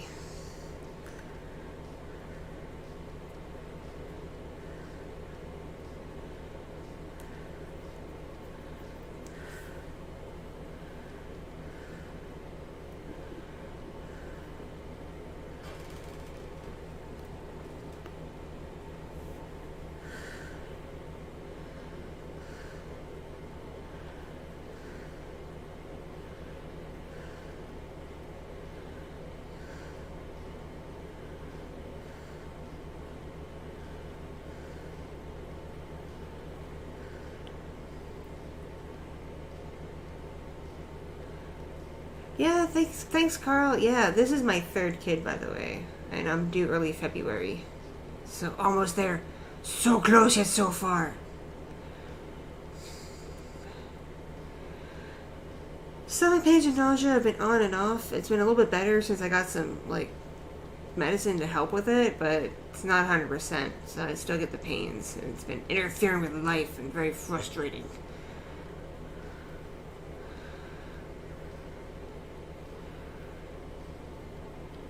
I haven't seen the Beauty and the Beast for anniversary yet, but say it's good, I might check it out. I've never really been a big Beauty and the Beast fan, though.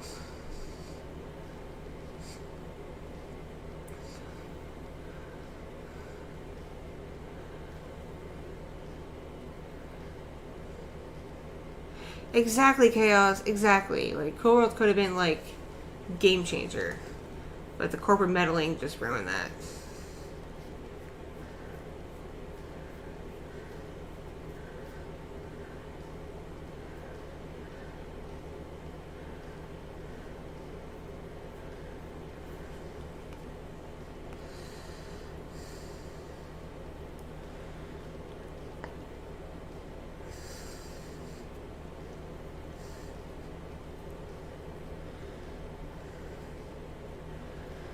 Whew.